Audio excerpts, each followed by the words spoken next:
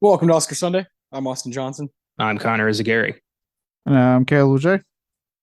And today we're going to be talking about 1982 and one of the better films from that year, the eighth highest grossing movie from that year. I wish horror movies could still do that. It's Poltergeist. Tobe Hooper directed a absolute classic, ghost movie here that has a lot behind the scenes. You talk about the Spielberg Hooper stuff. You can talk about just how revolutionary this movie was for its time. It's 40 years old now, which is crazy. Still looks awesome and so bloody entertaining. I believe it's on HBO Max at the moment, but I think we all own this movie, so that was easy. Just popped in the old Blu-ray the other day and had a blast. This movie, I know, Connor, I've talked to you about it plenty of times. I know it's very special to you, but Caleb, where do you stand on Poltergeist these days? I really like it. As someone who adores the ground that Texas Chainsaw Massacre walks on, Yeah, um, I recently got my hands on a VHS copy, factory sealed, of the original film. that's sick. Um, when I found that Tobe Hooper did this little movie called Poltergeist with Steven Spielberg, producing it, I was like, "Ooh, that's interesting." So I remember I caught it on TV or rented it or something, and I was just blown away by this film and the fact that like you can tell that this was such a great collaboration between two very distinct individuals, and that there was still plenty of like what you expect out of Spielberg, especially out of his Amblin stuff at that time, but also especially in the scare scenes to me, very much Tobe Hooper. A lot of those scare scenes. Yeah. Um, so like really to me showed great maturation, if you will, of him as a director. And the variety that he was able to pull off, I love it. I think it's probably his, dare I say, maybe second best behind Chainsaw Massacre or third behind TCM2. It's hard for me. Those like my top three Hooper films is TCM1, two, and this. So I really like this movie. Hell yeah. Yeah, I think it's my second favorite for sure. It's hard to pass up a movie like Texas Chainsaw. That OG one is something else. Connor, this is like a staple for you, man. We did this on FILMGAZM a long time ago, and it'll be cool to bring it to this show and give some awards out to it. I know you're excited, man, and this is something I think you watch like at least once or twice a year, right? Yeah, this is part of my Halloween rotation. It's one of the earliest horror films I can remember enjoying. It's been a part of my family for quite some time. My mom and my uncle grew up with it, and I love that this and ET came out of the same source. Always Yeah. blows my mind. Like there was one script that was about like evil aliens attacking a house, and Spielberg's just like, I don't know about that, and cleaved it in two, and got two incredible movies out of it. Only Spielberg could do something that fucking crazy. Um, but it does stand the test of time. It is such a visually stunning movie. It's got a great story. The performances are awesome, and it's so fucking spooky. It might be the greatest ghost movie of all time. It's so flawless in the way it executes just a great haunted house story. Uh, Mm. to me, this is Tobe Hooper's masterpiece. I love Texas Chainsaw, but there's something about Poltergeist that just gets in my head every time I watch it. It's eerie, it's fun, it's unpredictable. Even if you've seen it 100 times, you still can't quite remember when something's about to hit. It's perfect. It's an endlessly rewatchable masterpiece. Yeah. Yeah, it's an interesting kind of versus match. Is Texas Chainsaw like nasty, gritty, just fucking straight from the heart movie from Hooper, and this one that's like this really amazing production with Spielberg obviously very much behind it as far as writing goes, the story and the characters, and then Toby's touch. So I've always loved that matchup. E.T. being the other like big 1982 movie like for Spielberg is such a I'm like a way bigger fan of Poltergeist. It's such an interesting time for him. He's like at the peak of his powers. Could kind of do whatever he wanted. And in Poltergeist you have like fucking endless references to movies as from lines in the movie to like posters on the wall and toys that the kids have. It's just like it's like movie heaven for the late 70s and 80s. If you're into that stuff, if you're like a nerd it's just like perfect for you. Yeah. Well, he's obviously paying homage to his buddy George Lucas. There's a shit ton Yep. of Star Wars stuff all over this movie. I think that's cute. I like it. And Me too. it's nice. Hell yeah. I think we're going to talk a lot about Poltergeist later. We're going to give awards out to it. We're going to look at the 3 categories it was nominated in. Technical stuff, that'll be fun. It's an interesting Oscar year for sure. So I want to save a lot of our thoughts about just what it means to us and like our favorite bits of the movie for that conversation. But before we do that, I asked you guys to prepare, get prepared for another draft. We've done a few of these now, and it's always a good time because we surprise each other and learn about each other, and also get to kind of go at each other for movies, and that's always fun to kind of try to pick things before the other guy gets it. I think this is our third one. All 3 of us doing a draft together. You got to have 3 people. 2 people is kind of weird. So I think it's perfect when you come in, Caleb. I love doing these kind of projects. All 3 of us can just talk about movies forever. So the other 2 times, Caleb, you got the first pick. That's not the case today. Threw the names into a randomizer, and Mr. Connor came up first. So first pick will be Connor, then Caleb, then myself. I have the last pick again for the 3rd time in a row. Not feeling great about it, but I'm going to try to draft as best as I can. We're each going to pick 4 movies from 1982. So Connor, if you want to start, if you want to talk about 1982 at large a little bit, take it away. I do, just real quick, I do love that as the host of this show, you could easily rig this, but you don't. It's not my nature. It's not my nature. I love drafts. I love this kind of stuff, and I could be the first pick every time. I can't do that, and I've missed out on. We did a Spielberg draft, and like I missed out on Jaws and Jurassic Park, and I was like, well, I lost, and I believe the other one we did was Zemeckis, and Forrest Gump and Back to the Future went, and I was like, okay, with these drafts, we always pick things that are broad enough to where you can still, you can play. And we do the snake draft so that I get 2 picks in a row on the turn. I love that, but yeah, you're always going to miss those bangers at the beginning, and that sucks. In my opinion, there's 2 movies from this year that like have to get taken pretty quickly, and I'm upset about one of them. Yeah, well, I'm not missing the banger. I am going to snake the greatest movie of 1982, and that is John Carpenter's The Thing. Yeah, that's the one. Yeah, that's mine. That's coming home with me. 82 is a cool year. I believe all these films are celebrating their 40th anniversary. Correct. And you had some really exciting cult favorites come out in 82, like specifically, just random shit like Blade Runner, Conan the Barbarian, Diner, Halloween 3, The King of Comedy. Like you had some timeless, like beloved films come out this year. And this is going to be an exciting draft to see what you guys consider sacred from this year.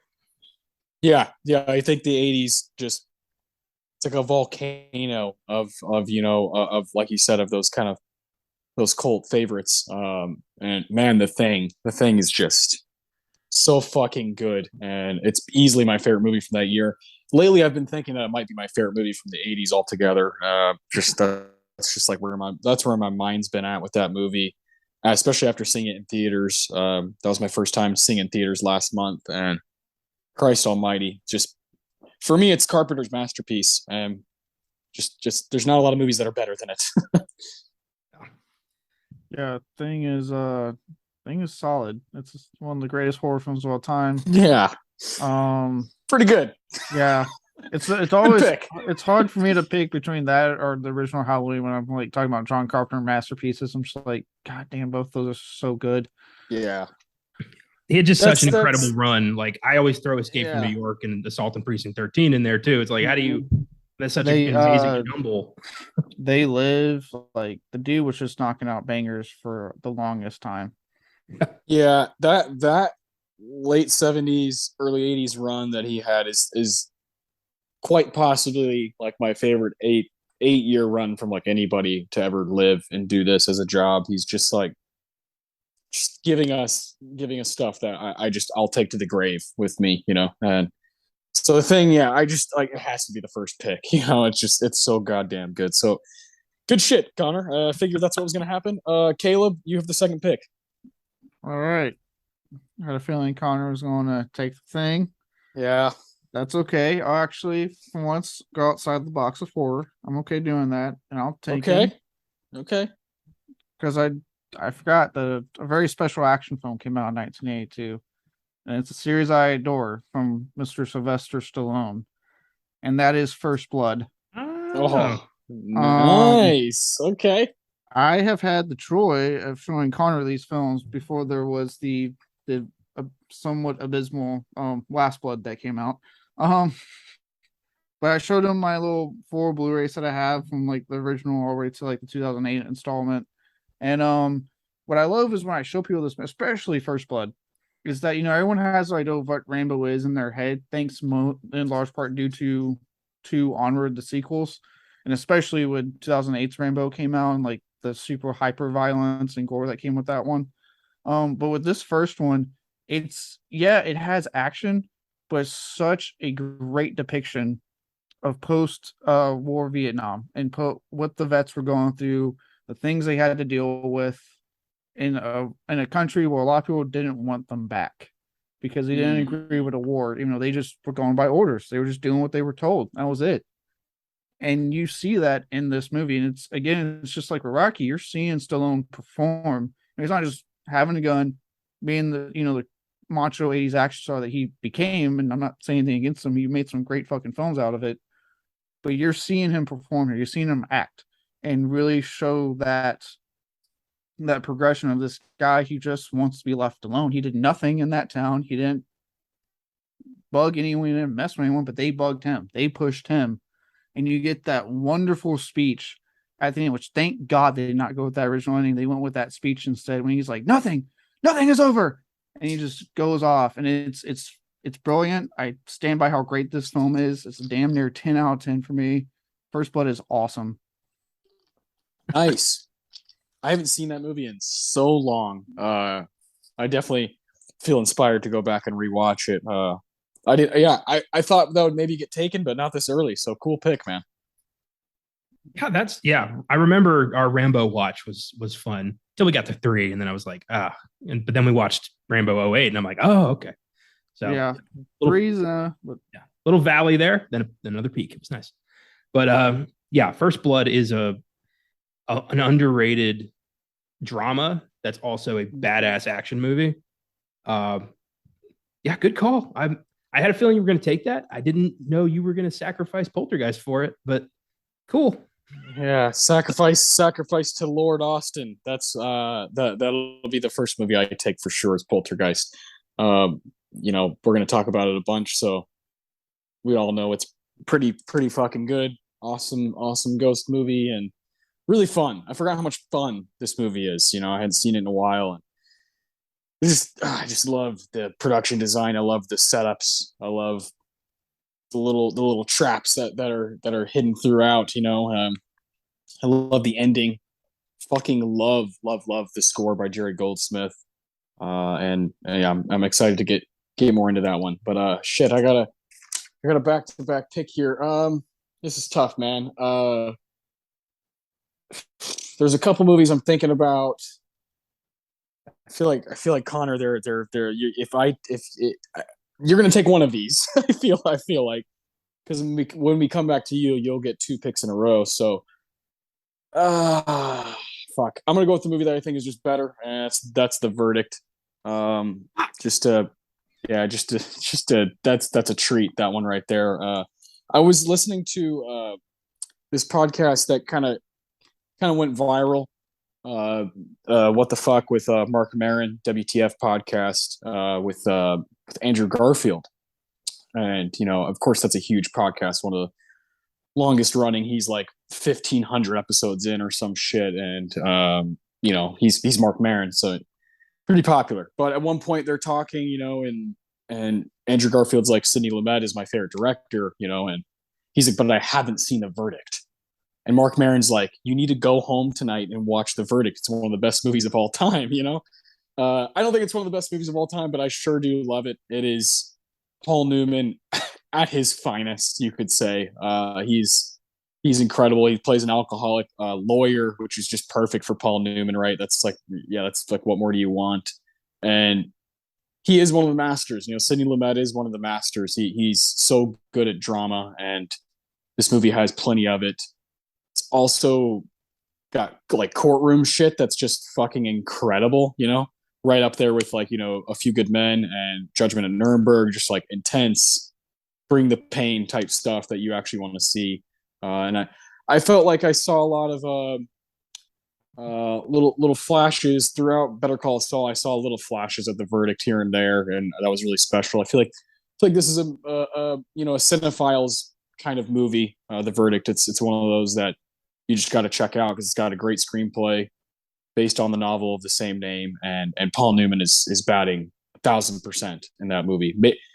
I love him in The Hustler, but this might be my favorite role of his, and that's saying a lot because the dude was a fucking master. So I'll take The Verdict with my second pick. I was going to take The Verdict. That is such a great movie. It's Paul Newman versus James Mason.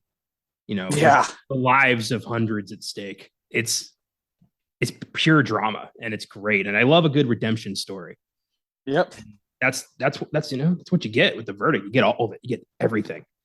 We'll no doubt make an epic Oscar Sunday someday, and I can't wait. Yeah. James Mason, Jack Warden, Charlotte Rampling, like everybody's just great.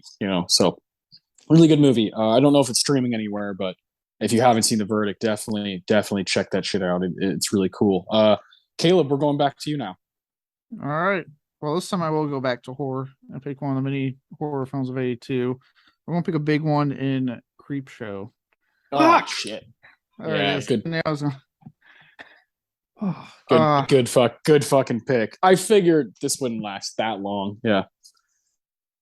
I was playing the long game, seeing if we could, by the time it came back to me, I could pick it, and it worked out.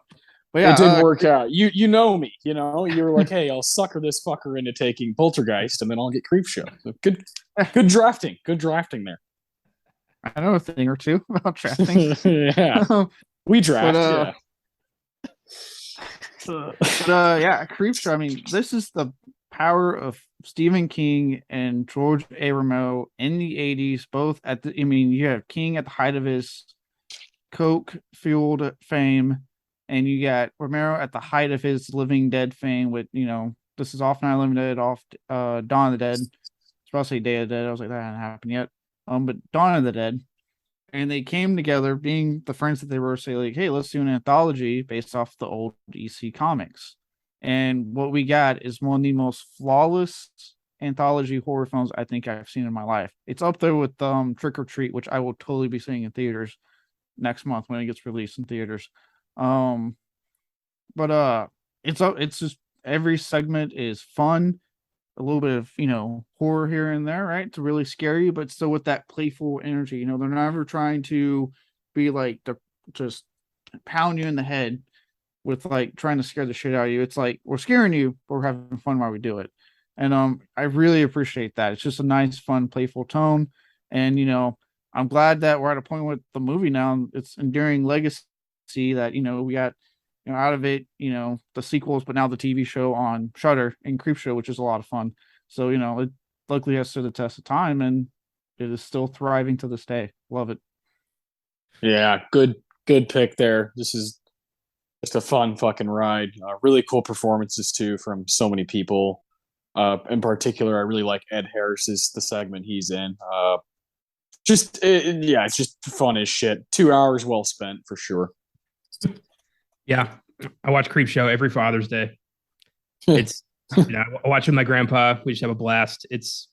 There's so few anthology films where every segment is awesome, including the framing device, which never happens. Like I want to, the dad and the voodoo doll and all that. Like it's so good. Every segment is so unnerving.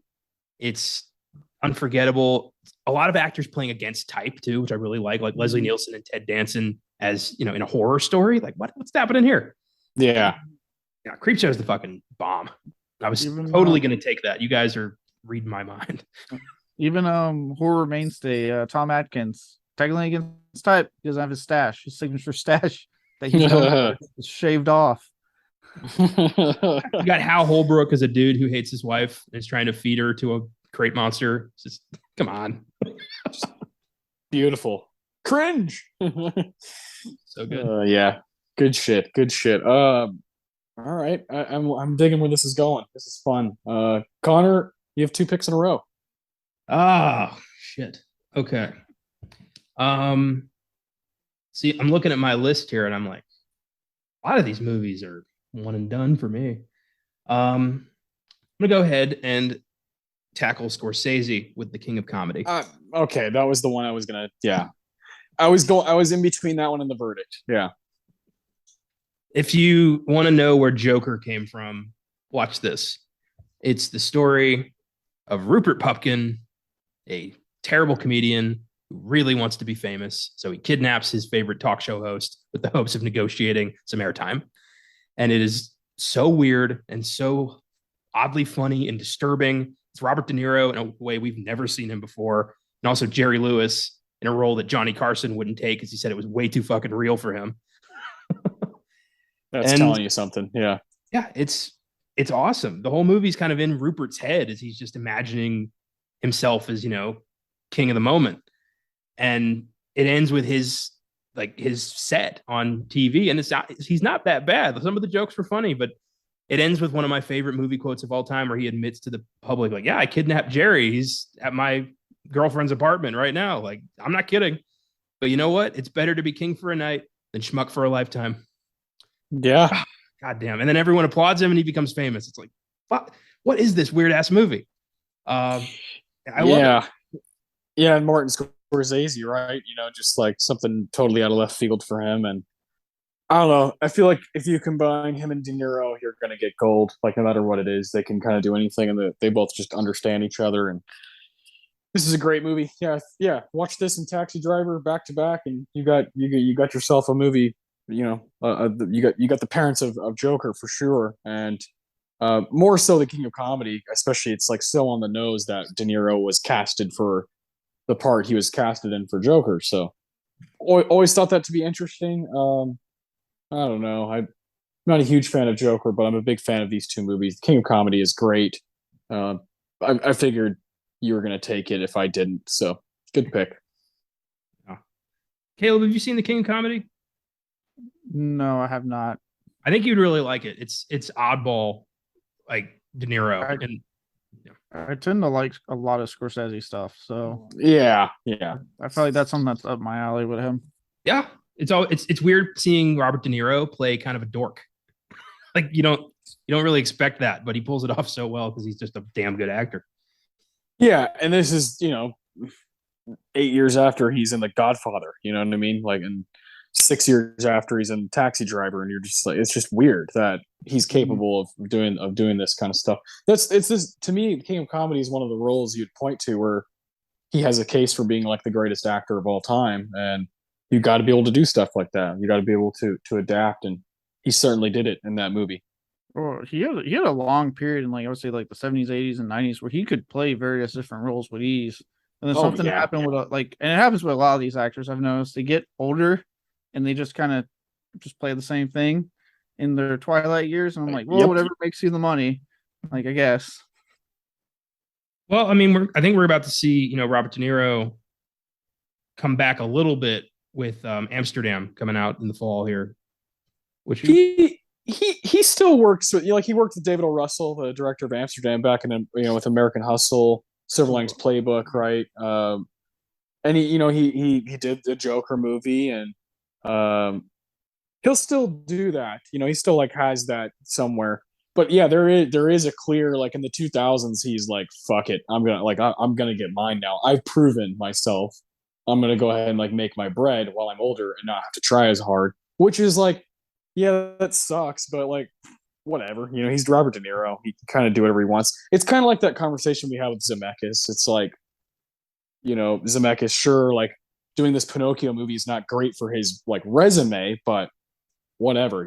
He's Robert fucking Zemeckis. allowed to fuck up every now and again, you know. And that's just the name of the game for these guys who get older, you know. Just like watching Zemeckis make such terrible movies these days. It's like watching Michael Jordan play baseball. Yeah. Like Yeah, I know yeah, what I know what you're capable of. I know what you can do. Why are you doing this? Well, like luckily it in a way that Pinocchio film kind of got buried because it's been D23, which has overtaken anything in regards to that.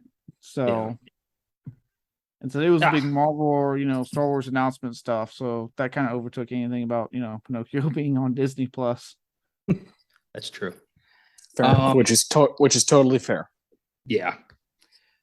For my next pick, I have two movies in mind here, and I'm wondering where I should step. You know what? For my dad, who might be listening to this, I am going to take Star Trek II: The Wrath of Khan. Yeah. Yes, that's so awesome. First Star Trek movie is fucking horrendous. It is boring.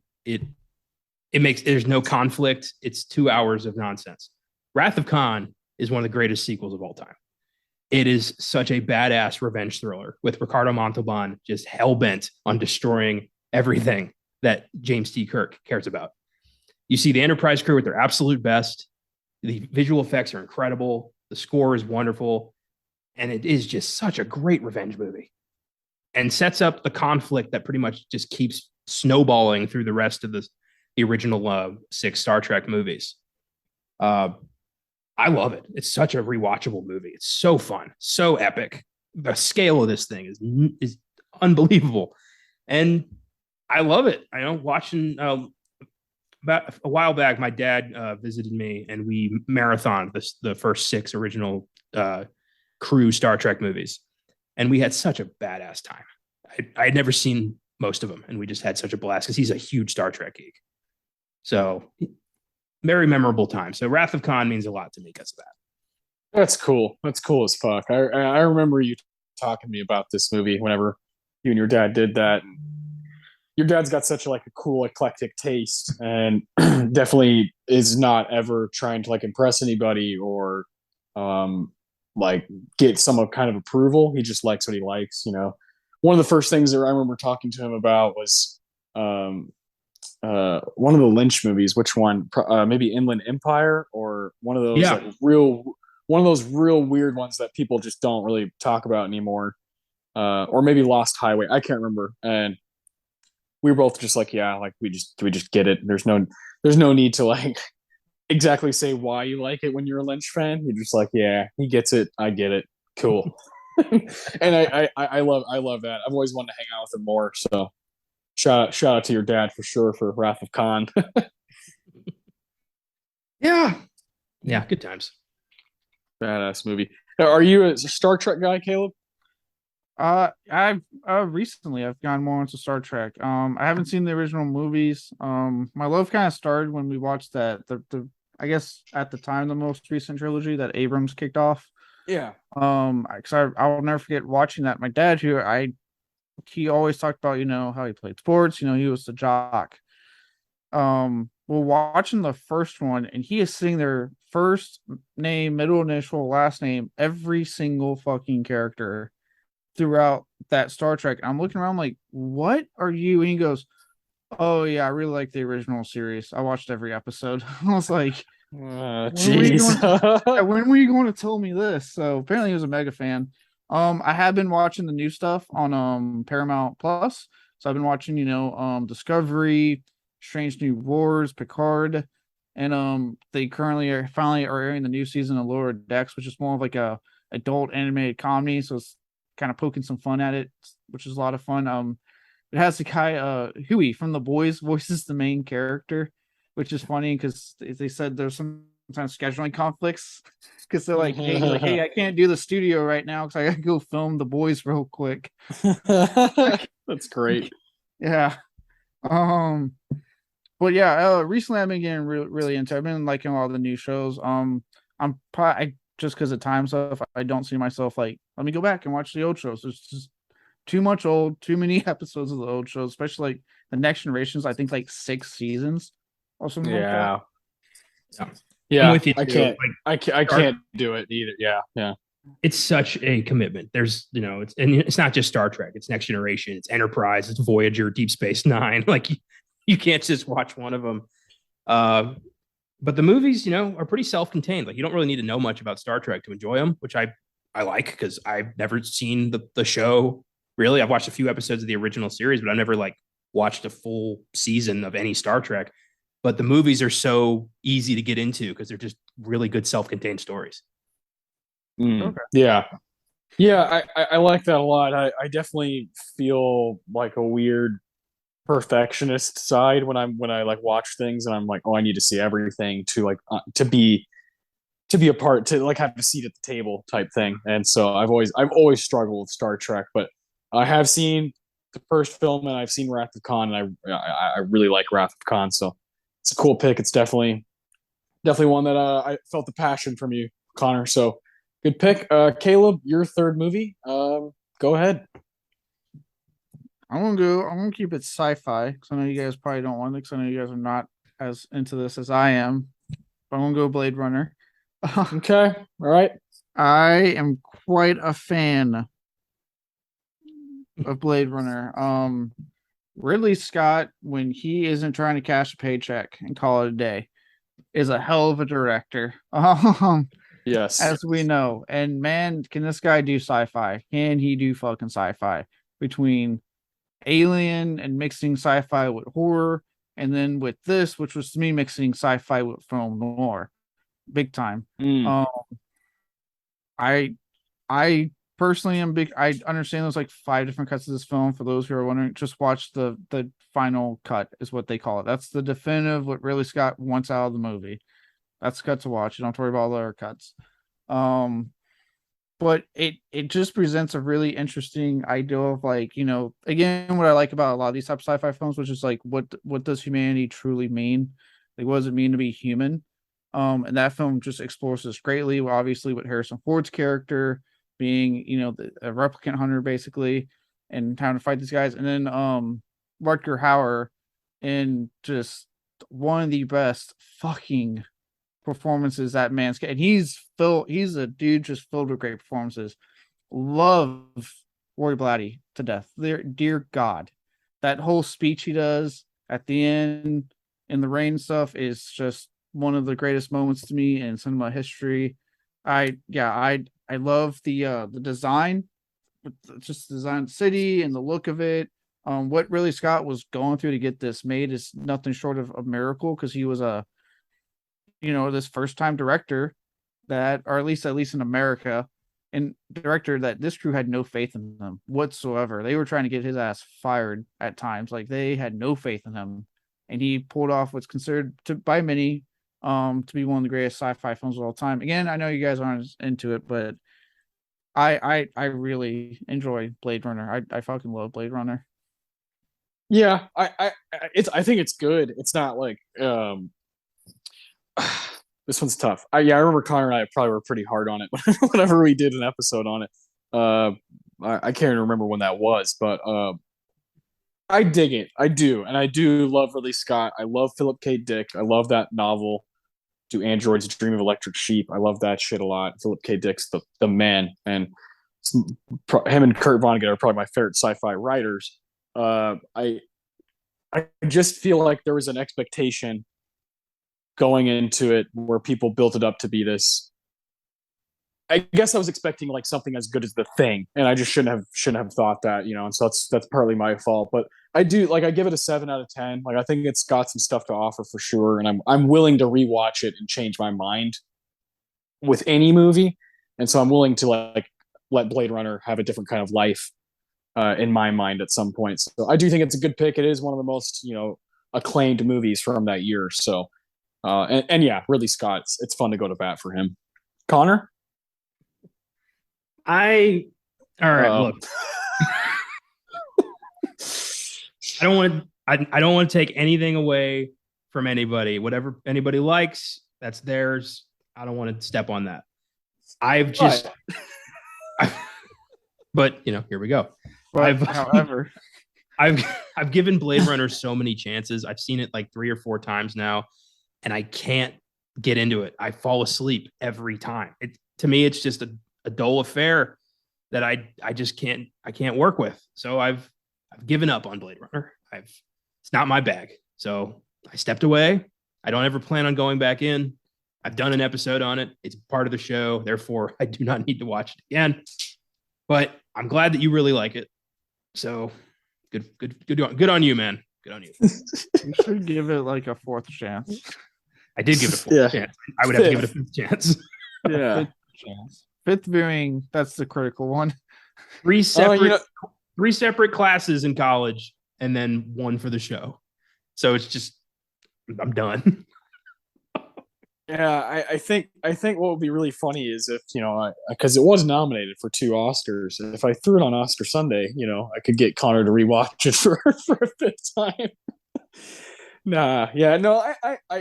I remember both of us, being just like a little like let down, I guess, and it's built up to be a classic, and that for me, I have a hard time with something I like consciously work on as a movie fan is to like set my expectations aside what other people have said about it, because I struggle with that for sure. Yeah, and we've got a Blade Runner fan right here who could do the Oscar Sunday of Blade Runner with you. While I go, eat some chips and watch TV or something. No, oh Jesus Christ! If we do it, I want you involved as well. Yeah, just like, hey, if we're gonna do Shape of Water, I'm gonna sacrifice, my 2 hours of my life. And not just 2 hours, it's a Best Picture movie. So like I'm gonna be watching a bunch of shit. And a few of them I don't care for. So, that's it's part of the game here, my friend. This is my out of curiosity. I can't remember. What did you guys think of the sequel, Blade Runner 2049? I love the sequel. I love it. Like 9 out of 10. I love that movie. I had exactly the same problem. So yeah. Thought it was boring. It's just the worst right now. Something about that world I can't work with. I can't get into it. I don't know what it is. I don't like it. Brooding Harrison Ford doesn't do it for you? Not really. No. That's all I need is brooding Harrison Ford. I think I just had so many people tell me it was amazing that I couldn't figure out why. So my Blu-ray has like all 5 cuts. I watched all 5 of them in a week. Literally just that's so awesome. The next day, put in the next cut and went, okay, let's see how this one's different. Yeah. What a fucking cool week. I love shit like that. And I think like the lore of Blade Runner is really fascinating, and usually their fans, and Caleb, you're clearly one of them, are like they'll fucking go to bat for that movie. And I do respect that. I like when a fan club of a movie's like, this is ours, everybody else can fuck off, and I'm cool with that, because I have movies like that too in my mind. And yeah, this is great. This draft is going really well, because I knew Blade Runner was probably going to get taken. I just knew it wasn't going to be Connor. It's a good movie to have if you're trying to get, if the fans of the show are listening, they're like, oh yeah, that guy's run of movies are awesome because he's got Blade Runner. You got to think about that with the draft. Hey, all I'm thinking about is, what do I like? Yeah, and you ended up with some good stuff, so you still got a movie to go. All right. Well, I have 2 picks in a row, and that'll finish off my little 1982 catalog here.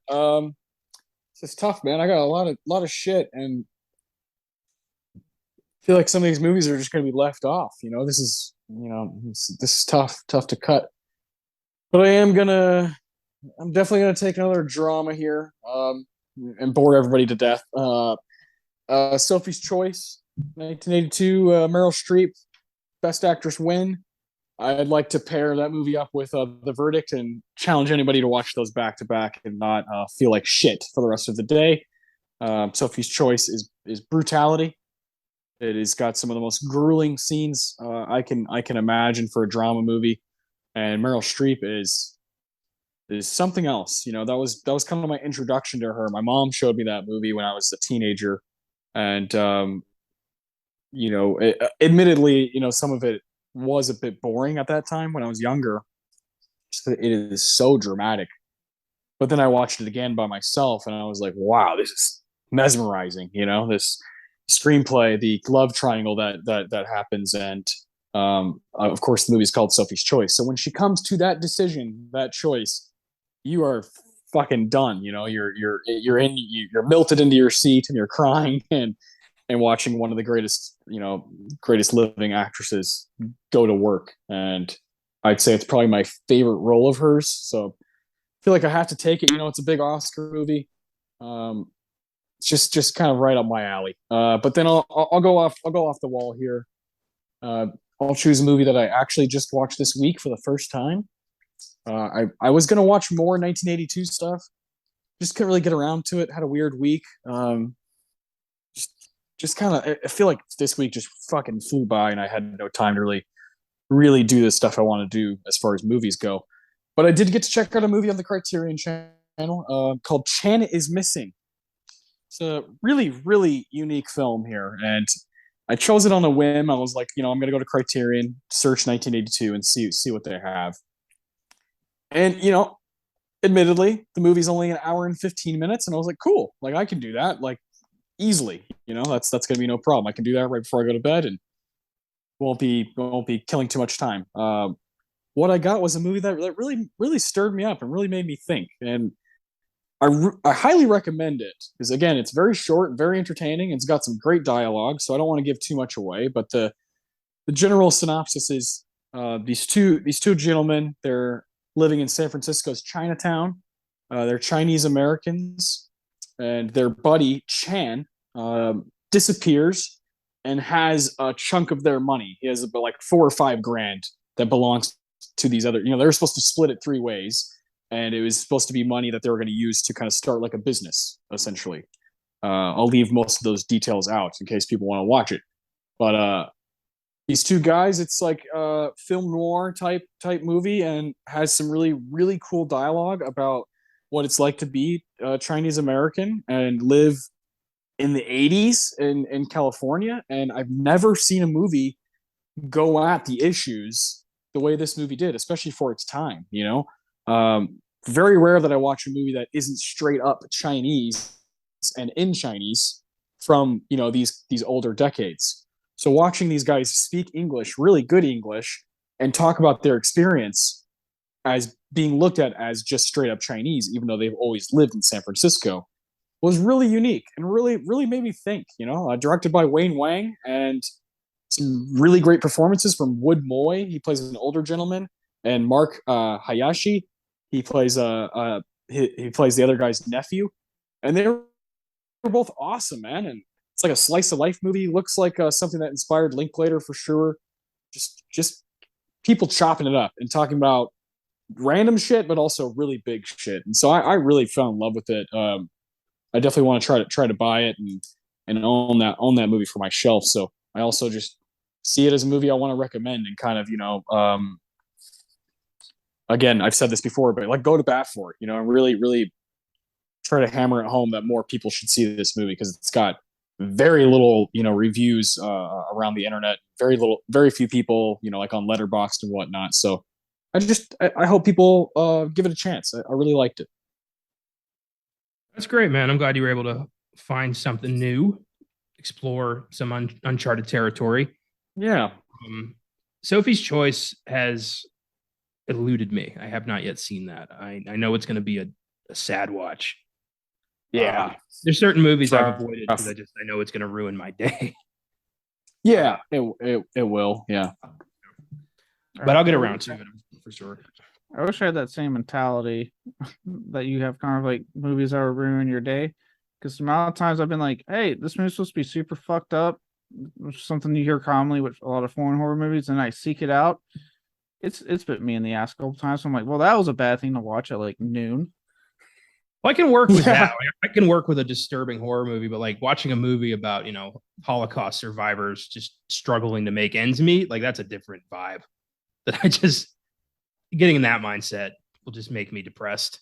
Whereas the horror stuff will be like, I'll just be thinking about it and be like, ugh, which I can work with. Yeah. That I've seen. I haven't seen things that these eyes have seen. That's great. Yeah, it'd be fun if you guys did like a swap where like Caleb, you have to watch like a 3 hour just really intense drama, and Connor, you have to watch something just ultimately fucked up that Caleb has seen, and do a little movie swap. Oh, there's a pinnacle movie on that one. I don't think Connor could make it through. I probably couldn't make it through if we swapped. Yeah, that'd be so funny. You guys both get like an hour in, and you're like, yeah, fuck this. I'd have to like try to sabotage. I'd give him like the Age of Innocence or something. Yeah, there you go. That's like a perfect example. Yeah. Or if I just stood there like stoic the whole time, I felt nothing. That's we did when we saw the Age of Innocence. Like that's not even a good movie. I like the Age of Innocence. I think it's good. Yeah. Very dramatic. I own that movie. Yeah. You were abandoning me quite a lot on this episode. I just want to throw that out. Abandoning. You knew I liked the Age of Innocence. I own it. Didn't I let you borrow it? I thought it was a gift, and you were kind of like, it was all right. No, yeah, I was underwhelmed, but I still like it. I was underwhelmed because of like who's in it. You know, I mean, it's my guy DDL, but like I still thought it was pretty good. 8 out of 10 type movie.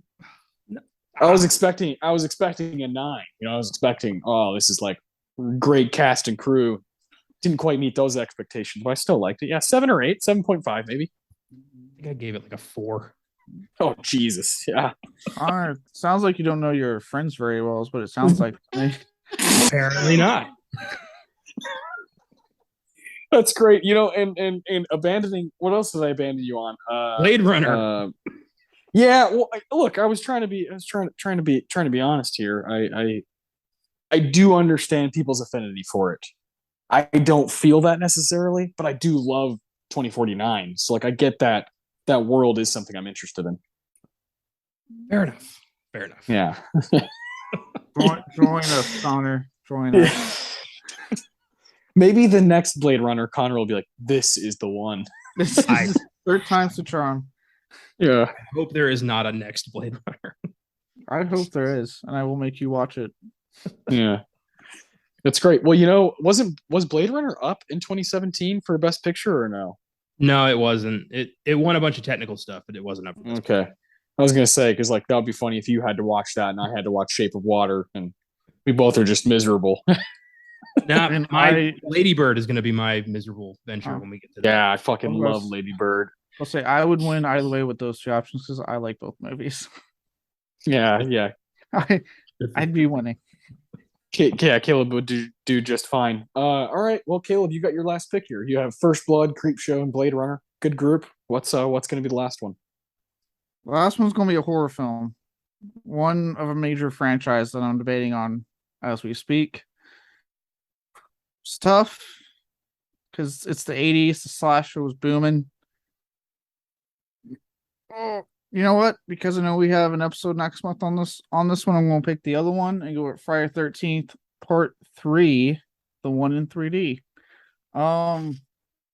As you guys know, anyone who knows me, I adore the Friday 13th franchise. I'm a massive fan.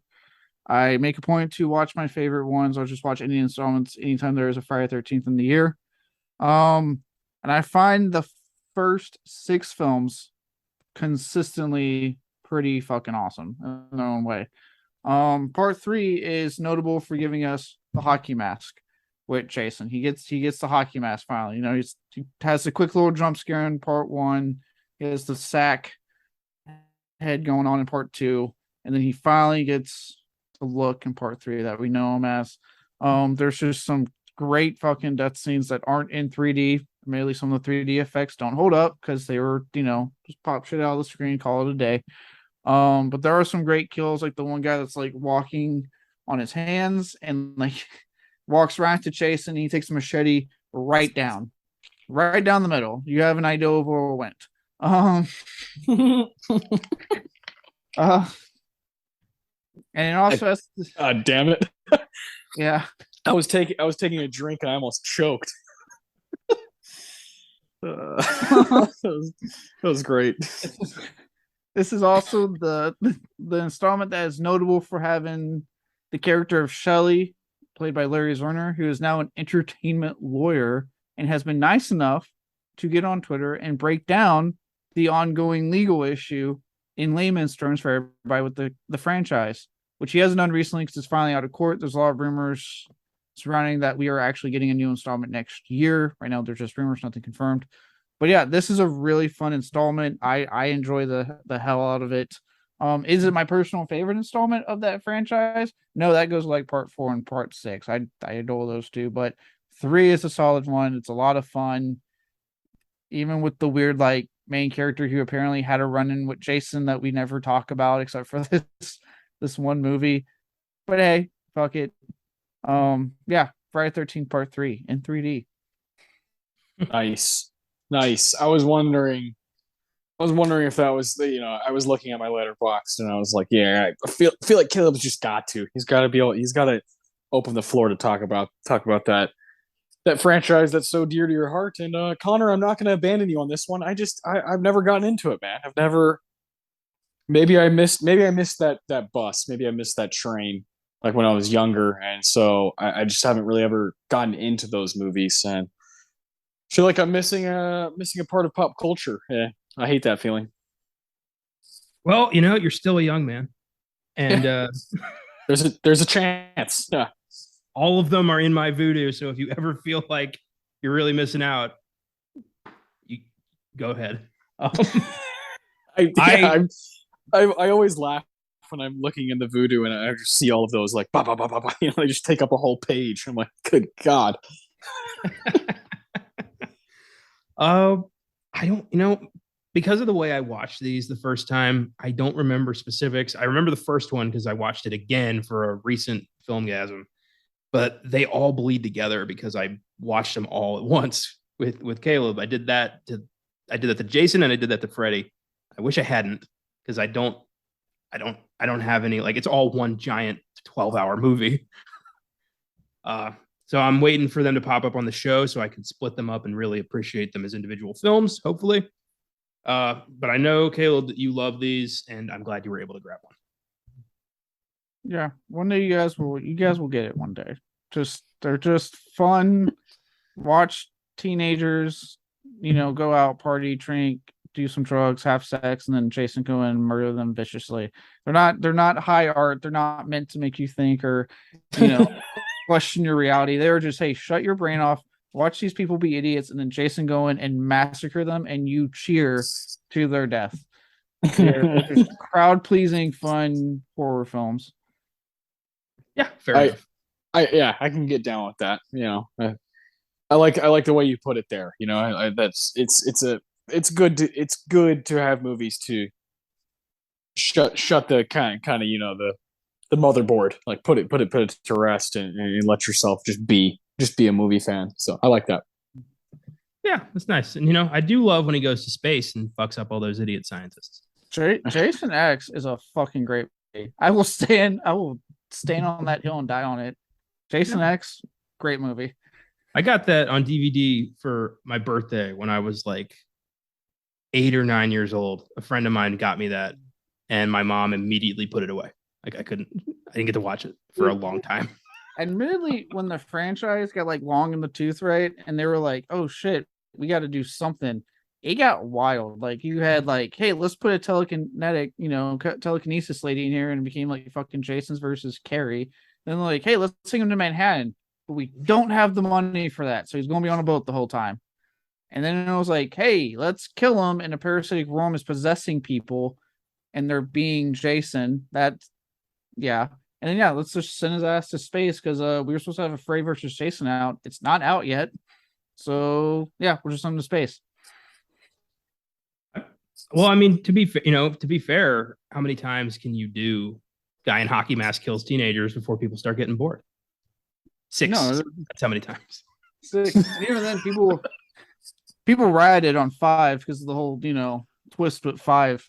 I like 5. It has like a sleazy quality because they hired a fucking porn director to do part 5. So it has like the sleaziest goddamn quality to it, but I love it so much. Can we just take a moment to realize that We're talking about the Friday the 13th franchise on Oscar Sunday here. I never thought that would happen. I'm in heaven right now. This is fucking great. This is what happens when you get me on the show. All right. Yeah, I'm not here to bring class having a to blast. Oscar Sunday. I'm here to declass Oscar Sunday. Good. I love that. That's You're Jack Black fantastic. in the prep school. That's you, Caleb. Yeah. Mr. Schneeblay. All right, Connor, your last pick whenever you're ready, man. Okay. Finish this draft off. I'm surprised no one's taken E.T. That's the kind of the most successful film here. It is. Yeah. But I'm not going to take it. So I don't really know why I brought that up. How you bring that up? I'm not taking it. Nope. Fuck that movie. Yeah. I'm taking Rocky 3. Yeah, you got to. Rocky 3. Yeah. Rocky 3 might be my favorite of Stallone's original line. Do we have a movie, one of these lists that started with Stallone and now one that ends with Stallone? Yeah, that's pretty cool. I just caught that. That is cool. I like that. Slide, this one's for you. Hashtag you deserve that Oscar slide. I'm with you, Connor. I was so pissed. Not for Creed, but for First Blood. Hey, I'll take either. I stand by First Blood. He's fucking phenomenal in First Blood. Man. Rocky 3 is when the franchise finally started getting like goofy and corny and like really over the top, because you got like Mr. T as this like, I'm gonna kill him in the ring, like crazy boxer who fucks up Rocky.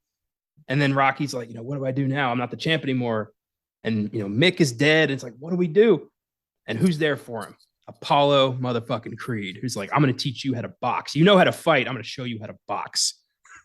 And that whole montage is awesome. Them becoming friends, and then Rocky putting on Creed's American shorts and being like, the prodigal son of the champ. It's fucking awesome.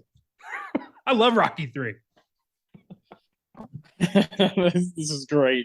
But four is my favorite. 4, 1,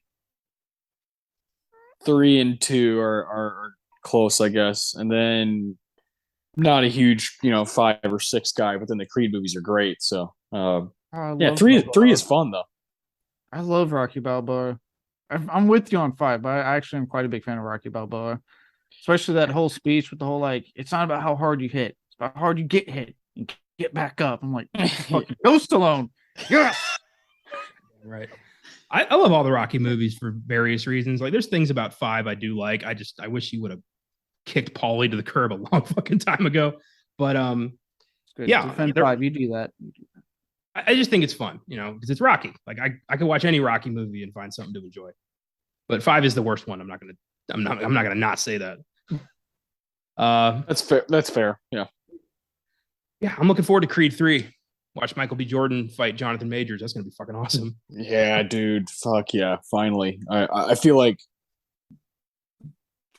Majors is a guy that we're gonna be very, very impressed by over the next few years. And between playing Kang and me, Majors is just having a hell of a fucking career going on right now. He won me over as soon as I saw The Harder They Fall. Like, as soon as I watched that, I'm like, I like this guy a lot. You sure seen Lovecraft Country? He was fucking great in Lovecraft Country. I'll take you guys even further back. Last Black Man in San Francisco. Before both of those, he's so fucking good in that movie. I was like, what? Who the hell is this guy? And like, why is he not like extremely famous? So I'm glad he's going to be soon. Anytime you get onto the Marvel payroll, it's good for your career. Well, it's good for your bank, your bank account. It could be good for your career too. I mean, look at Robert Downey Jr. It can. Sometimes we've seen it. Yeah. I'd say it's like, you got to put in some work too. You got to try a little harder. Yeah, I think it's like 70-30, 70 good, 30 maybe bad, maybe even 80-20. I think there's very few times where it's like, that was not good for me. It's like, well, it probably paid for your house, so yeah, it's that kind of thing. Like, I don't think Eternals is going to do anybody any favors. Correct. It's not like people are like, have you seen Brian Tyree Henry in Eternals? Like nobody's fucking saying that, nobody's like Kumail was actually really good in that movie. Like that's not. You guys like seeing both the Starks and Eternals? They didn't say a single line of reference Game of Thrones to each other. Go fuck yourselves, Eternals. Again, also, both dating a chick named Cersei. It's like, how do you fucking not reference that? Anyway. Rocky 3. Good stuff. Yeah. Rocky 3's tight. All right. So we got our 4 movies each here. Connor, you've got The Thing, King of Comedy, Star Trek 2, The Wrath of Khan, and Rocky 3. So you got a couple sequels, a couple of really good original movies. Well, The Thing, that one's tough, but like, I don't know. I see it its own beast. Caleb, you got First Blood, fucking Rambo, Creepshow, Blade Runner, and Friday the 13th Part 3 in 3D. Yeah, that's Caleb right there. Like that makes perfect sense. This one describes you the best of all 4, but all 3 of us. And I got Poltergeist, The Verdict, Sophie's Choice, and Chan is Missing. I was able to snag Poltergeist there, which is obviously the movie we're here to really talk about today. And I'm ready to dive right into this shit and hear you guys' thoughts on your favorite parts of it. So we'll do our awards for it. Just jump in, talk about the movie. The Quentin Tarantino for the best quote, the Ennio Morricone for the best music moment, which is a fantastic score again by Jerry Goldsmith, some amazing stuff. The Philip Seymour Hoffman for the best performance of the movie, which you could go a lot of ways here. There's a lot of nominees, I believe. And then we got the Roger Deakins Award for the best scene of the movie. Caleb, why don't you start us off with your favorite quote, best quote, the Tarantino. Right, it's a doozy. It's a line I've always enjoyed since I first saw this film. And this is when Craig T. Nelson discovers that they haven't moved the bodies. Yes. And that's when he tells the guy, "You son of a bitch. You moved the cemetery, but you left the bodies, didn't you? You son of a bitch. You left the bodies. You only moved the headstones. You only moved the headstones. Why? Why?" That whole line. Yeah, so good. Just like after everything this family has gone through at this point, and you think it's all safe and fine finally, and then the craziness happens. And, he already had that prior talk with them about like, oh, yeah, we'll just move it like we did the cemetery that was here. And you can see his face be like, what? But he thinks, well, you moved the bodies too. And then he finds out, no, you didn't. And this explains all the weird shit happening right now. And everything's gone through. He's been relatively calm. Good old Craig T. Nelson. He's keeping the cool as much as he can for all the craziness going on for his family. And he finally has his moment here where he just loses it on this guy. Like, are you fucking serious? You moved the headstones. You got rid of that, but you just left them buried here. And then you developed houses on top of that. What the fuck? Well, he's Mr. Incredible. So like, of course he's keeping his cool, and then when the time came to pounce, he pounced, man. It's like, it's probably the most recognizable line from the movie aside from "they're here." Like those little Heather O'Rourke moments. So yeah, fantastic quote. Yeah, I love when Coach goes nuts on his boss and just tells it's that revelation of like this entire neighborhood is built on a cemetery that's just pissed. It's the implications that are crazy. Like, what else is going to happen here? That family got out; they're going to be okay. But this is not the last incident that's going to happen in this neighborhood. And everyone there is fucked. It's awesome. Such a simple way to just freak everybody out.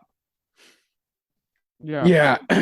God, this time I watched it, I was thinking a lot about what was going on in the United States, like when this movie came out, and just like that kind of bullshit, like American dream thing that like Ronald Reagan was like just selling to people basically.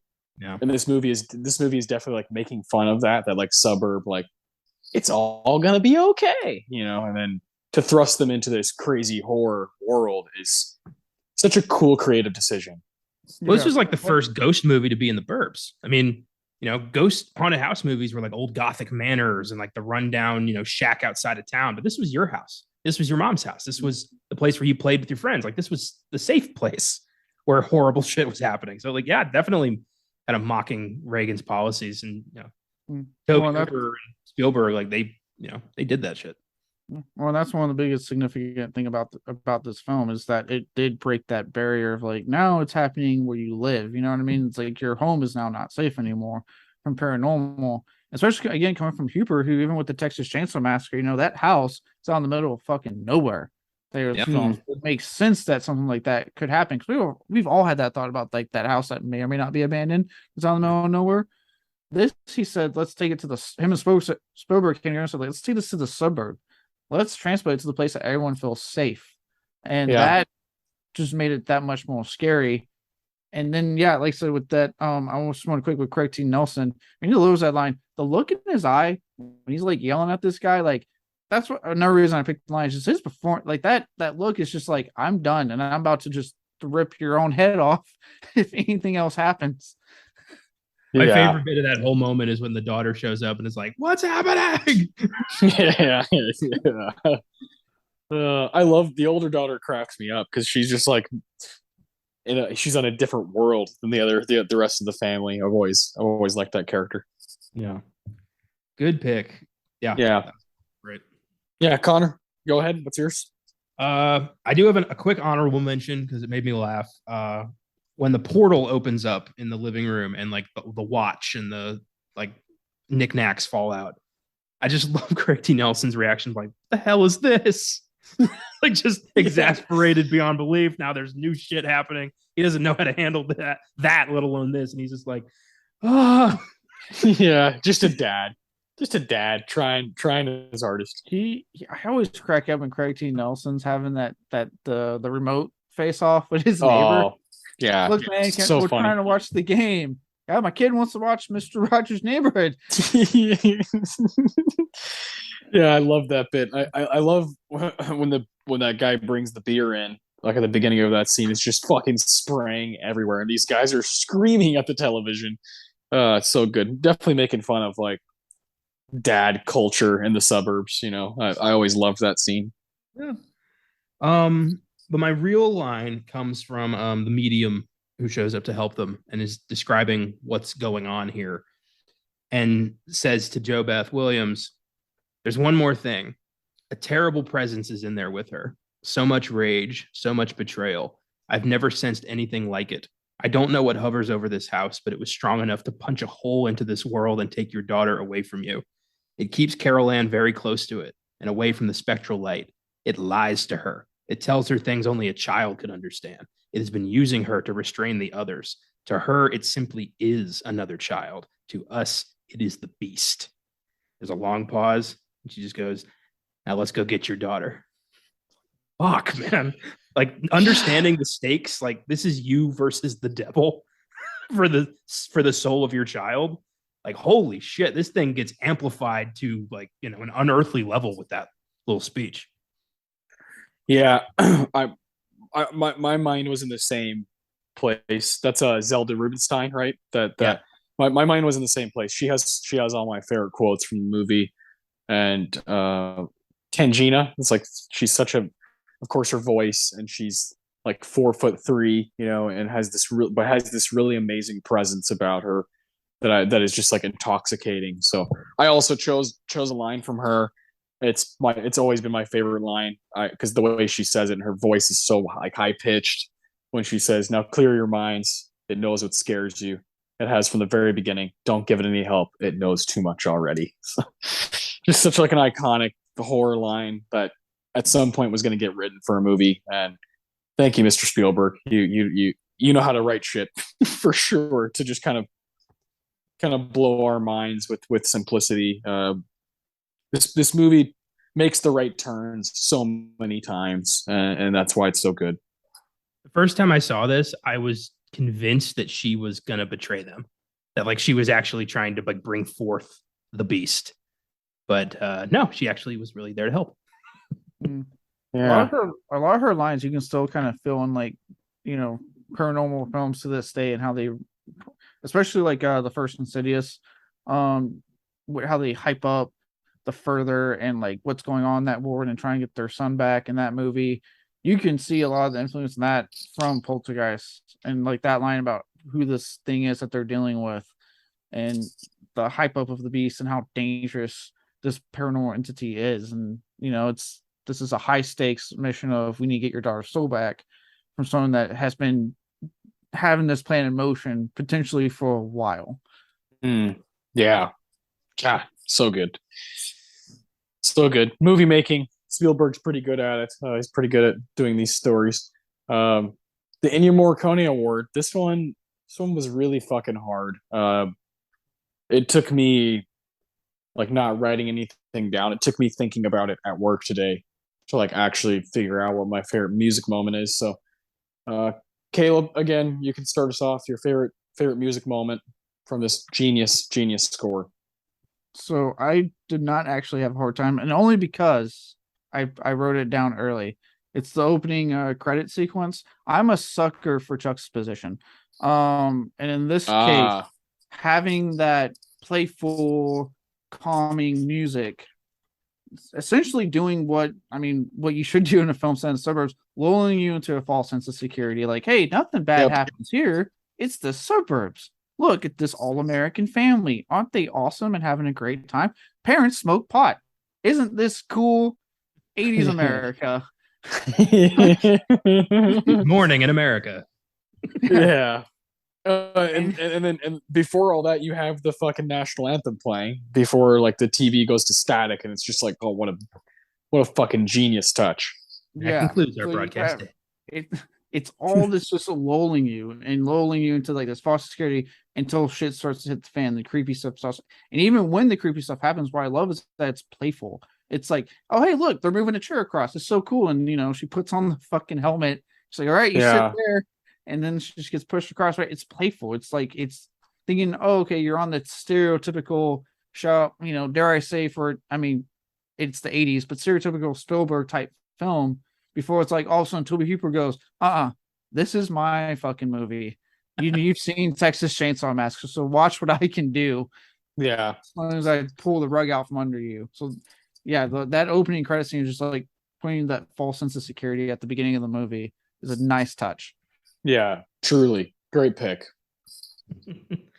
Yeah, that is what I picked as well for exactly the same reasons. I love how the film is, telling you like, this isn't going to be that scary. Like this will be fine. Kids have skateboards. Look at that. And yeah, they're chasing the fat guy with the beer with their remote control cars. It's cool. It's a normal Sunday. Don't worry that Tobe Hooper's directing it. It's fine. Yeah, like you saw E.T. This is by same guy was involved here. Like he wouldn't scare you, would he? Like he loves you. There's Mr. Rogers. Like they're watching the game. It's it's funny. And then shit starts. But Jerry Goldsmith does a great job just, giving you the wholesome 80s American family vibe with his opening credits. And then I love that it's not a hard left into pure horror. It's very much a slow descent into madness. And the score kind of bounces off of that. It goes from like some eerie violin to like straight up nightmare at the end of the movie. It's a brilliant like buildup. Yeah, truly. Oh, what's really cool about what y'all chose. Y'all chose the beginning. I chose the end. I chose Carol Ann's theme at the end of the movie when they're at the Holiday Inn, and the father, Craig T. Nelson, pushes the TV out of the room. I'm a big sucker for the like la la la la la that's playing. Yeah. And it's just like, hey, there's probably gonna be a sequel. You get ready to get fucked again.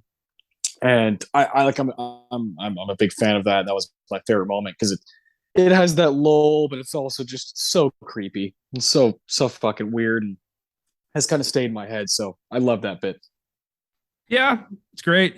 You don't really get like a calm after the storm moment. You just get kind of like they beat it this time, but how about next time? The next family, yeah. I do love how they look as they're just walking to the motel room. It's that look of like they've gone through hell, and then like it's not a moment later. Craig T. Nelson's like, this TV's not being in this room. Yeah, no entertainment. Yeah, no entertainment, no dialogue. It's a brilliant finale. Really, after that craziness of all the bodies coming out of the ground, and all that just complete madness and production design out, off the fucking chain. It's such a good, like, wholesome, like, fatherly touch for him to move the TV and be like, we're good for tonight. We made it to the hotel.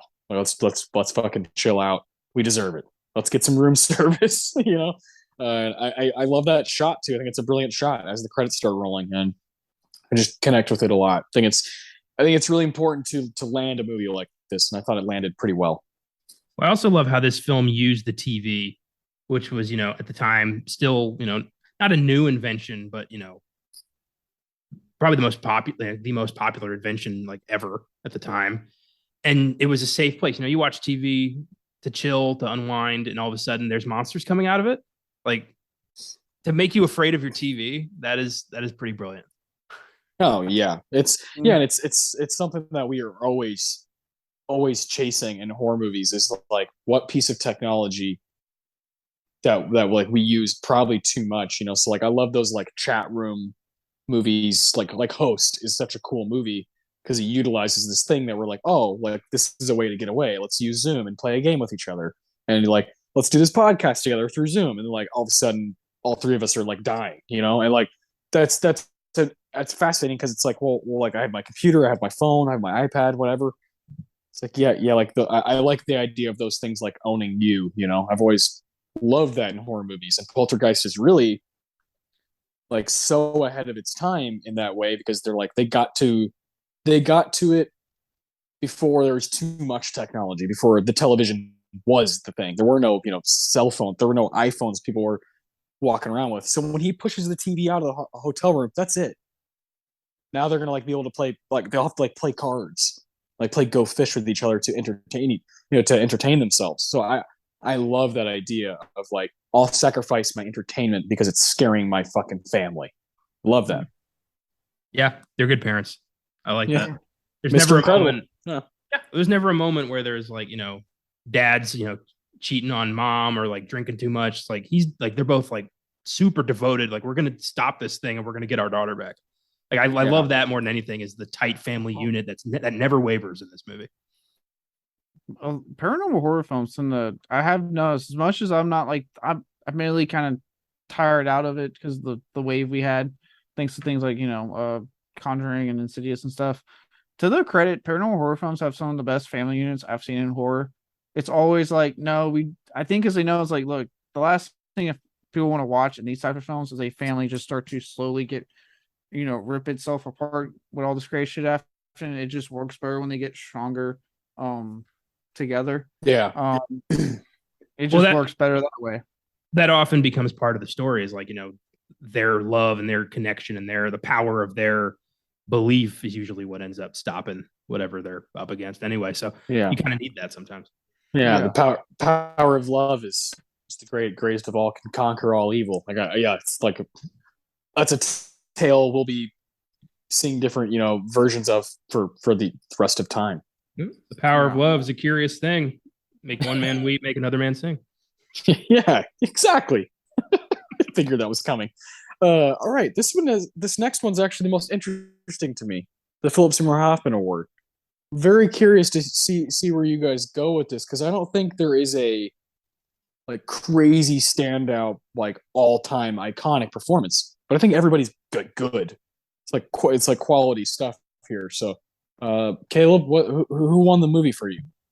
Well, awesome. I'm going to challenge you on that all-time iconic performance, because I would argue there is an iconic performance in this movie, and I had it in mind the moment I hit play, and that is Zelda motherfucking Rubinstein. Okay, I can get down with that. She's great.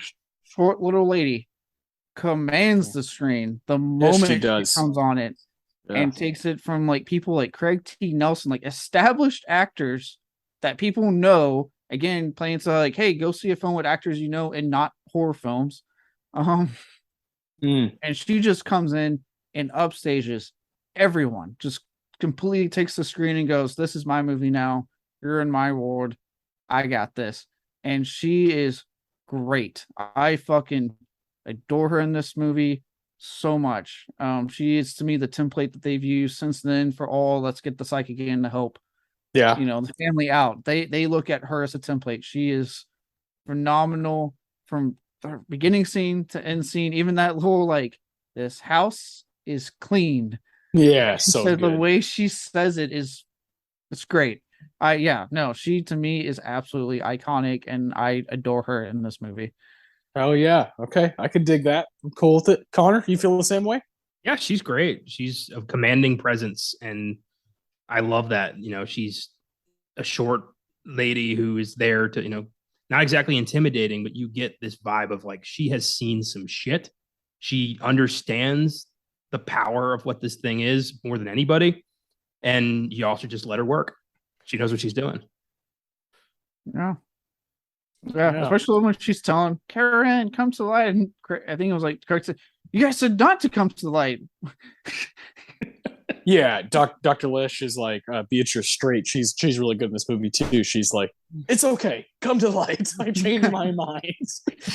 Yeah, that's such a good scene. Like that, everybody's in the same room, just like, holy fuck, what are we dealing with here? I wonder if you guys. There is one scene with Zelda that I kind of forgot about that I don't like. It's not anything she does. It's the writing, really. It's when she like makes a joke about going between her and the mom, and she's like, "You've never done this before," and the mom's like, "You've never done this before." She's like, "You're right, you go." I was just like, I was like, that was like really intense, and then all of a sudden they like put some comedy into it, which feels more Spielberg than Hooper. I feel like Hooper was like, "No, let's fucking take this to the nth degree," and Spielberg's like, "Nah, man, like it's still gotta be funny, and." I don't like that bit because it took me out of it for a second. I was like sweating, and then I wasn't. See, to me though, that didn't register as a joke. That registered to me as quick thinking, where she's like, you know what? You're right. Neither of us have done this before, but Carol Ann is definitely going to respond to you more, so you should do it. And she thought that immediately, like, yeah, it should be you. Like that's what I don't know. Yeah. I thought the delivery was definitely like comedic. Like it was supposed to be a comedic tone. It didn't land for me. It's This tough. this happens in a lot of these like 80s, 90s horror movies where there's like, oh, like there has to be a, you gotta let your audience like get a laugh every now and again or whatever. And I don't know. For me, I wasn't feeling it, but maybe you're right. I didn't read it as a joke either, but I mean, I can see it, and it is tough because obviously Spielberg is especially in the 80s, was making lots of like blockbuster family type stuff, and Hooper, yeah, he could go, obviously things like Texas Chainsaw Massacre, he goes there, but at the same token, he was known to put black humor into his movies. Obviously TCM2 is much more humorous in response to him being like, I guess people just didn't get my dark comedy in the first film, so he just says, fuck it, I'm gonna go all humor. So he had a funny bone. He was, if you ever watch him in interviews, he was try as shit. Like, yeah. He said a joke and kept going, and it took you a minute to go like, oh shit, he just said a joke, and then you would laugh. So I can see, I could see both of them if they were trying to be humorous. It could be either one of them, depending. I would say it probably registers more as a Spielberg joke, not necessarily a Hooper type of comedy. I think his would be a lot more dark, or like it would take you a minute to catch the humor that just happened there. Yeah, that's interesting. That's a good point. I like that. It's just, I don't know. It was just a scene where I was like, it just took me out of it for a second. I mean, not for very long. I still fucking love this movie. There's just when that's like my only nitpick. You probably made a good movie. But wait. So you said Zelda, Caleb, Connor. Who'd you say? You didn't say anybody yet. Not yet. It's not Zelda. It's not Zelda. No. Okay, to me, okay. this 100% goes to JoBeth Williams. The mother. Okay. Yeah. Okay. Interesting. I don't hear that one often. Okay. Diane is the anchor of this family, and I love the way her like interest in this whole thing goes from like look what the chair can do to absolute pain and anguish at the thought of possibly losing her daughter to this thing. And I think JoBeth Williams plays that whole spectrum of emotions so well in this movie. And just towards the end, when Zelda Rubinstein's telling her, like, it needs, you go into the light, find your daughter. And she's just like, she kind of still like can't believe this is happening, but she's very much, in tears, like, I have to save my daughter, regardless of what else is going on here. That is all that matters. And you just read that off of her face without having to say it.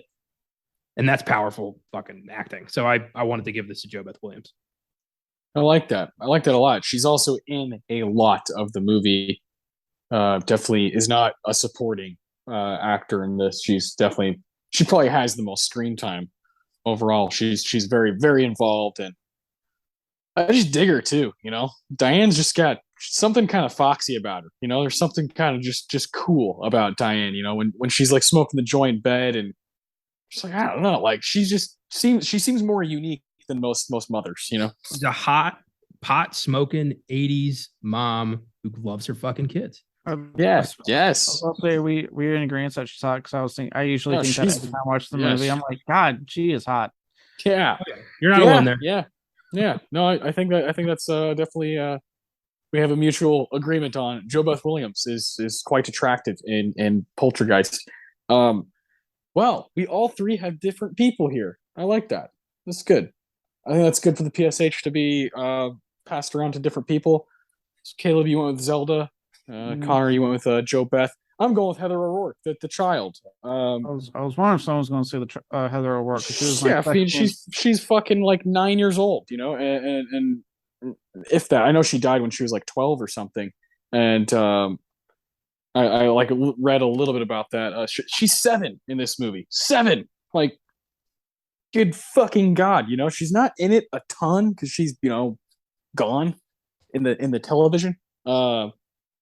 But at the beginning of the movie, and she just has this like iconic look to her. While she's not, she's like a little child, so she's not totally aware of what she's doing. There's something kind of amazing about that, and I would have loved to see what else she would have done had she not passed away at such a young age. It's like really extremely tragic, and man, she's at the beginning of the movie. Some of the stuff she's doing, when she's talking to the TV, they're here, those things are like incredible, and I can't believe someone that young could pull that stuff off. And every time I watch this movie, she's kind of who I see as representing the movie, and I've got to give it to her for that. She's like a more of a supporting role in this, just like Zelda Rubinstein, but she's very effective. And what I love about this movie is I see all of us having an argument here. I also see an argument for Craig T. Nelson because he's so funny in it too. Like, he's doing a lot of different tones in his performance. I just think this is a really good cast, underrated. Yeah, 100%. No, go ahead. I was going to say, if you want to look more into the Heather O'Rourke thing, there's a show on Shudder called Cursed Films. Season 1 talks about Poltergeist because a lot of people claim, add her death to the curse that surrounds this film. Yeah, the tragedy that happened. I want to say the lady that played the daughter. I think was killed. Dominique Dunn, her younger sister of Griffin Dunn. Murdered by her boyfriend. Yeah, she was like murdered by her boyfriend. Heather O'Rourke died from a disease. I believe she got sick with something. It was an undiagnosed colon situation that was discovered too late. She passed, I think, during surgery. Yeah, so there's a lot that film, that episode. Each episode is a different movie. The Poltergeist one digs into that and digs into a lot of that stuff. So if you want to know more, this goes for you, Austin, Connor, and listening. Check that out. It's pretty cool, and honestly, check out the show. There's a lot of cool stuff. They dig into, like, first season talks about a lot of the bigger films. We know second season finally goes a little bit more different. But first season covers all your big, well-known ones. Poltergeist being one of them. Okay. But yeah, Heather O'Rourke, like, her, unfortunately, her time was cut short. But she is, like I said, she was honestly, I was debating between her and Zelda Rubinstein. She, for 7, is probably one of the better child actors I've seen on screen. She is great. Yeah. Time that she is in this film. Obviously she has one of the most iconic line from it with the "they're here" line. She says it so perfectly. You see why that particular line stood the test of time. And even when she's on screen, you just hear her voice. She's still really good. It's not like this phony ADR bullshit performance. You still feel her in the movie.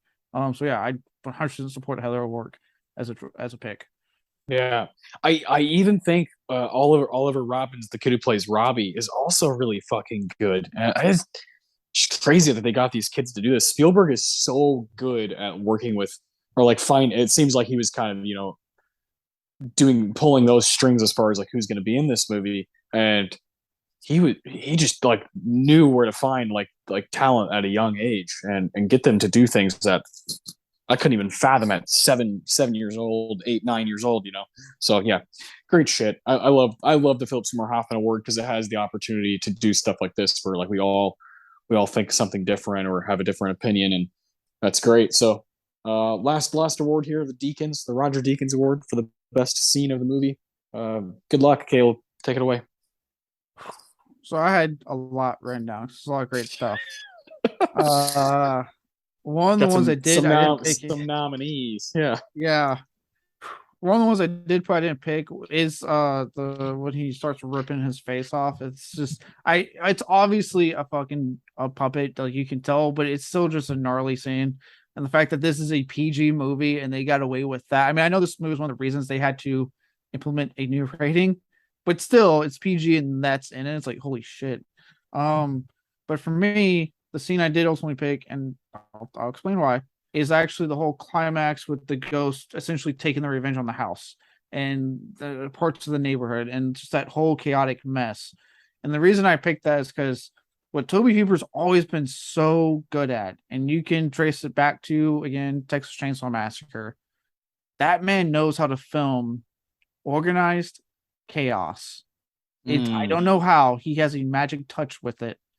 Obviously the dinner scene in TCM, it's just a chaos that keeps building and building and building until it just explodes.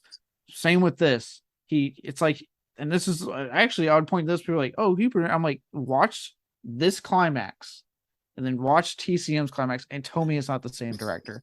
I'm like, this is a case of chaos that is building and building and building. You get, obviously this is where I get my my line from. It happens in this scene until finally the house gets pulled underneath the ground, explodes, all this crazy shit happens. Everyone's just watching it happen. And then we get obviously that scene where they're walking and it's the calm, they're kind of just going over what just happened, but just the chaos that happens to the scene is just pure unadulterated 100% Tobe Hooper just working that fucking magic. Yeah, God, I love that scene. That's such a good way of putting it. Is organized chaos that you feel like you're in the hands of someone who just is having so much fun, and that's exactly what Toby's doing right there, and it comes at such a cool time because like if you're watching Poltergeist for the first time, you're like, oh, the movie's over, but they got Carol Ann out and everything's gonna be okay.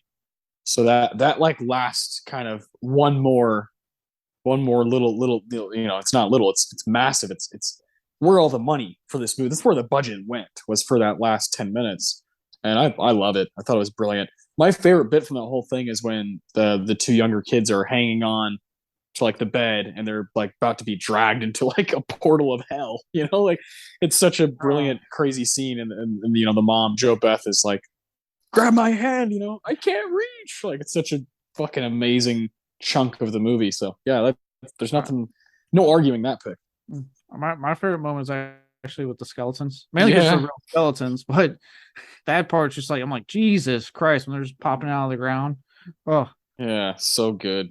I love it. To me, it's how that scene starts, where you realize that everything's not okay, and that's when the boy wakes up and the fucking clown is gone.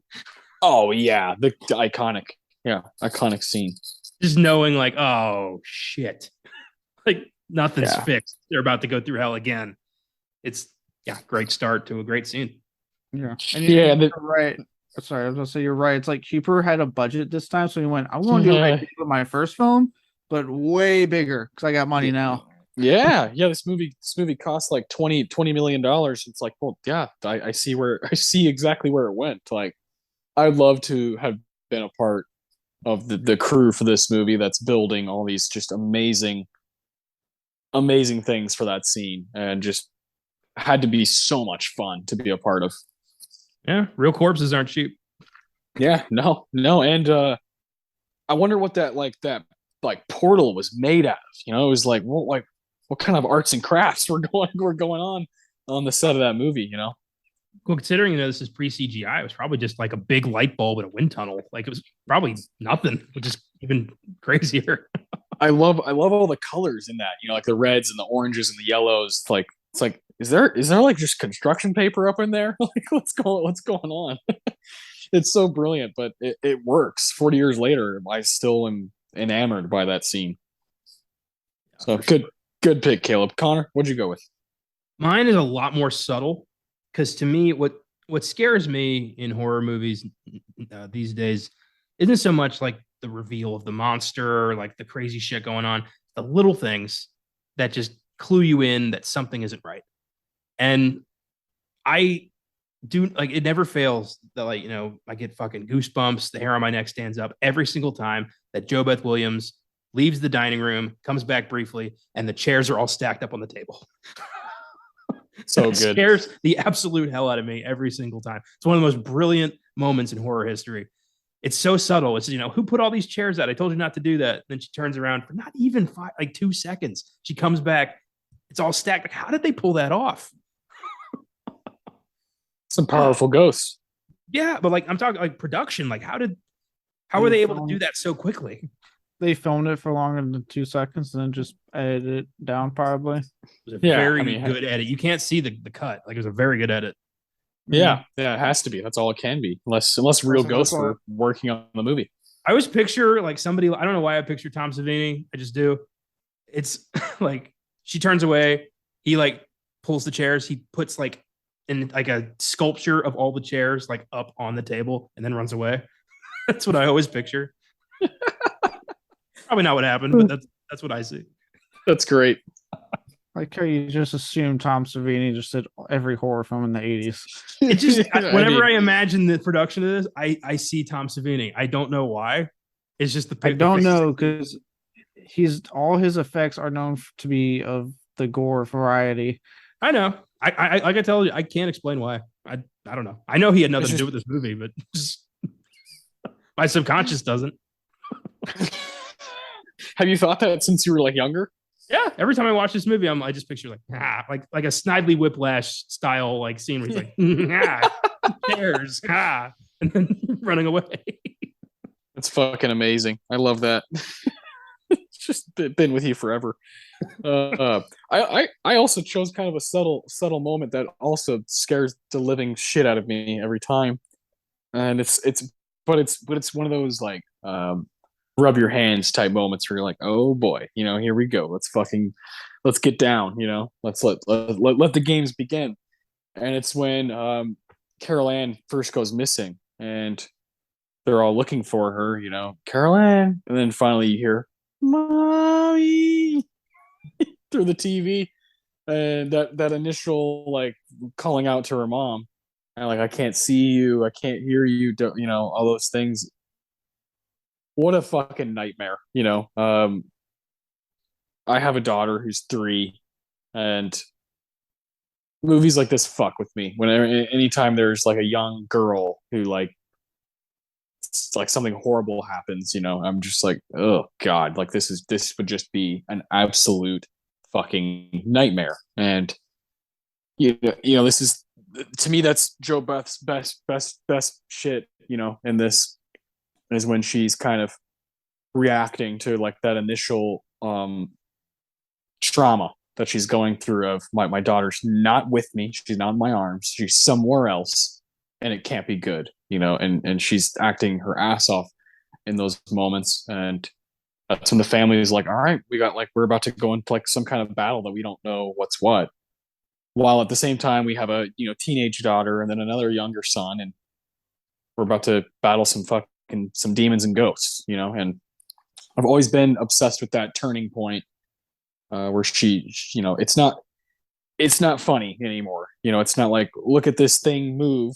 Look at Carol Ann go across the kitchen floor. It's like, this is fucking scary. And I love a good turning point in a horror movie, especially when it gets real, and it gets real right there. I've always been obsessed with the mommy, the prolonged mommy. I've always thought it's just like a perfect touch that had to happen. And this movie has so many moments, so many golden moments that you could choose. And I love that there's little kind of subtle family moments, and there's also big production, beautiful, horrific moments. And that's why Poltergeist is what it is today. Still a classic.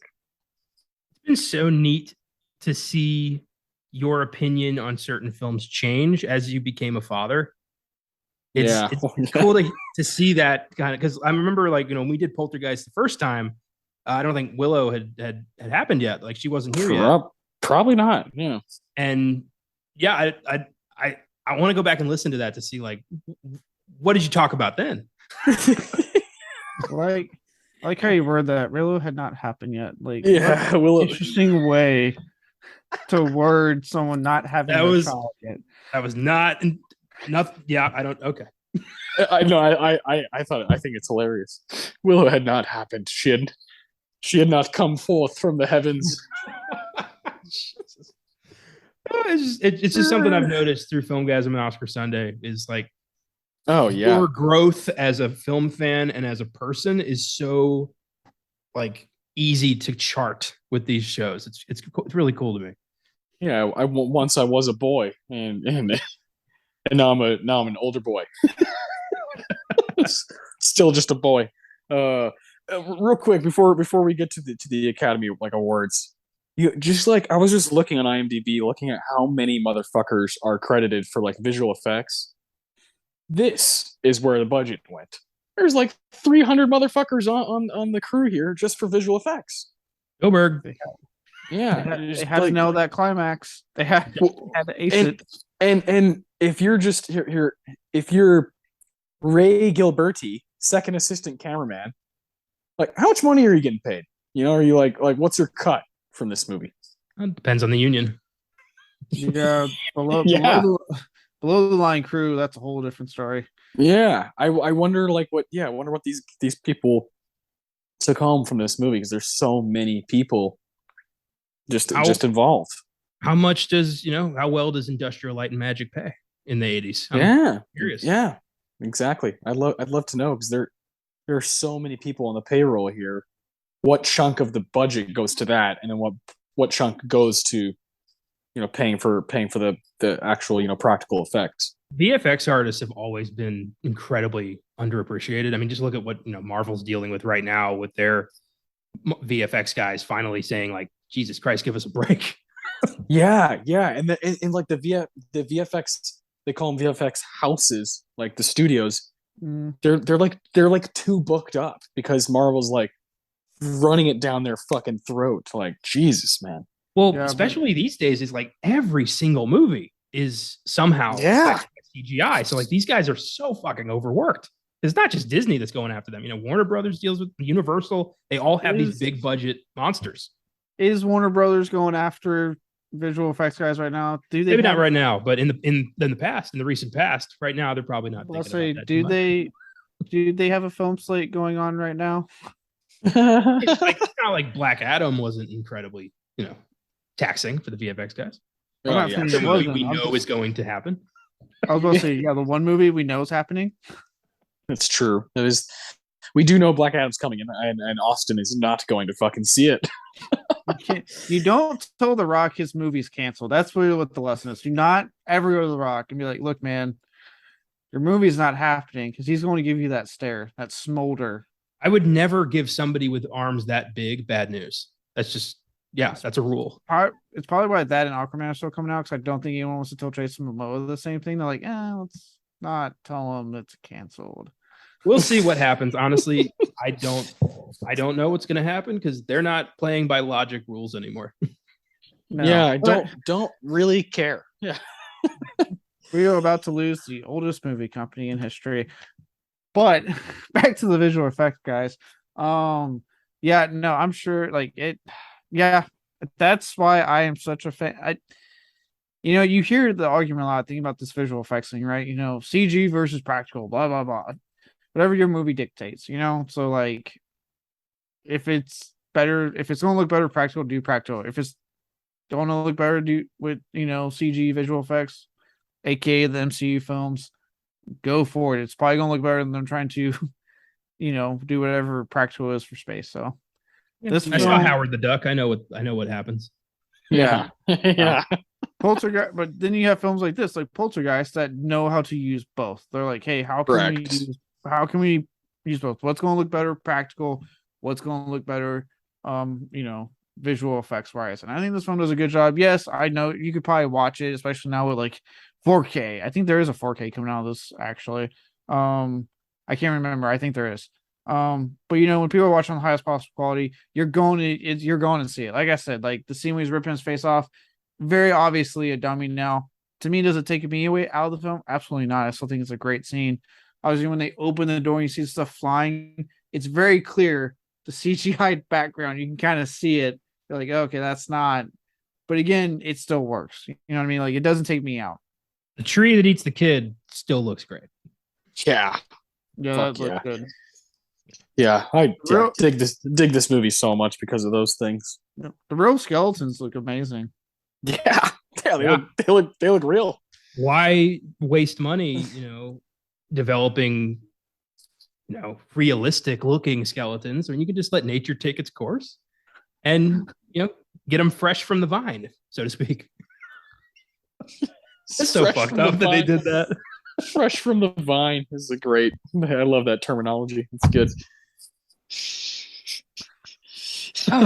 It is so disturbing that they actually did use real corpses in this movie. But, what are we going to do about that now? Yeah, truly. Oh, Jesus. All right, let's finish this bad boy off. 55th Academy Awards. My computer's being weird and won't let me pull up the normal Wikipedia page, so I'll let Connor kind of take over on this chunk. I know there's 3 categories. What is it? Special effects, visual, or sound effects, editing? I think so, and visual effects and score. Score, yeah. Okay, score is the one that it definitely deserves. All right, where do you want to start? I figure visual effects. Yeah, sure. Let's do it. All right, so the winner was E.T., and the nominees were Blade Runner and Poltergeist. So interesting bunch of films there. Only 3. I mean, looking at my list of films from '82, there could have been 5. But yeah. Star Trek 2, anybody? But these are the 3 we got, and I totally get why E.T. won, but it would have been really cool for Poltergeist to take this one. Yeah, I agree. That's what I'd be going to bat for, voting for. But I get it. I'm about to say this is a hard one because I can see all 3 why they got nominated for sure, like Blade Runner and Poltergeist and E.T. And E.T. I get why it won. I'd probably go Poltergeist myself, but I get why E.T. won. I understand, especially you got it's an alien as your character that people have to believe is real for almost 2 hours, so I get it. Yeah, over 2 hours. That's actually quite a hefty film. E.T. I forgot it's over 2 hours. It's been a while since I've seen E.T. So I watched it when we did Poltergeist the first time because E.T. was our first weekly bonus thing we were doing. Good point. Yeah. I loved when we did that. We did connecting movies. That was fun. That was cool. Next up, we've got best sound effects editing. Why are the sound categories always so fucking complex? I don't know. To bore you, maybe? I don't know. I don't know. Well, we've got another win for E.T., and then Poltergeist was up against Das Boot. Das Boot. Hell yeah. I love that's getting in there.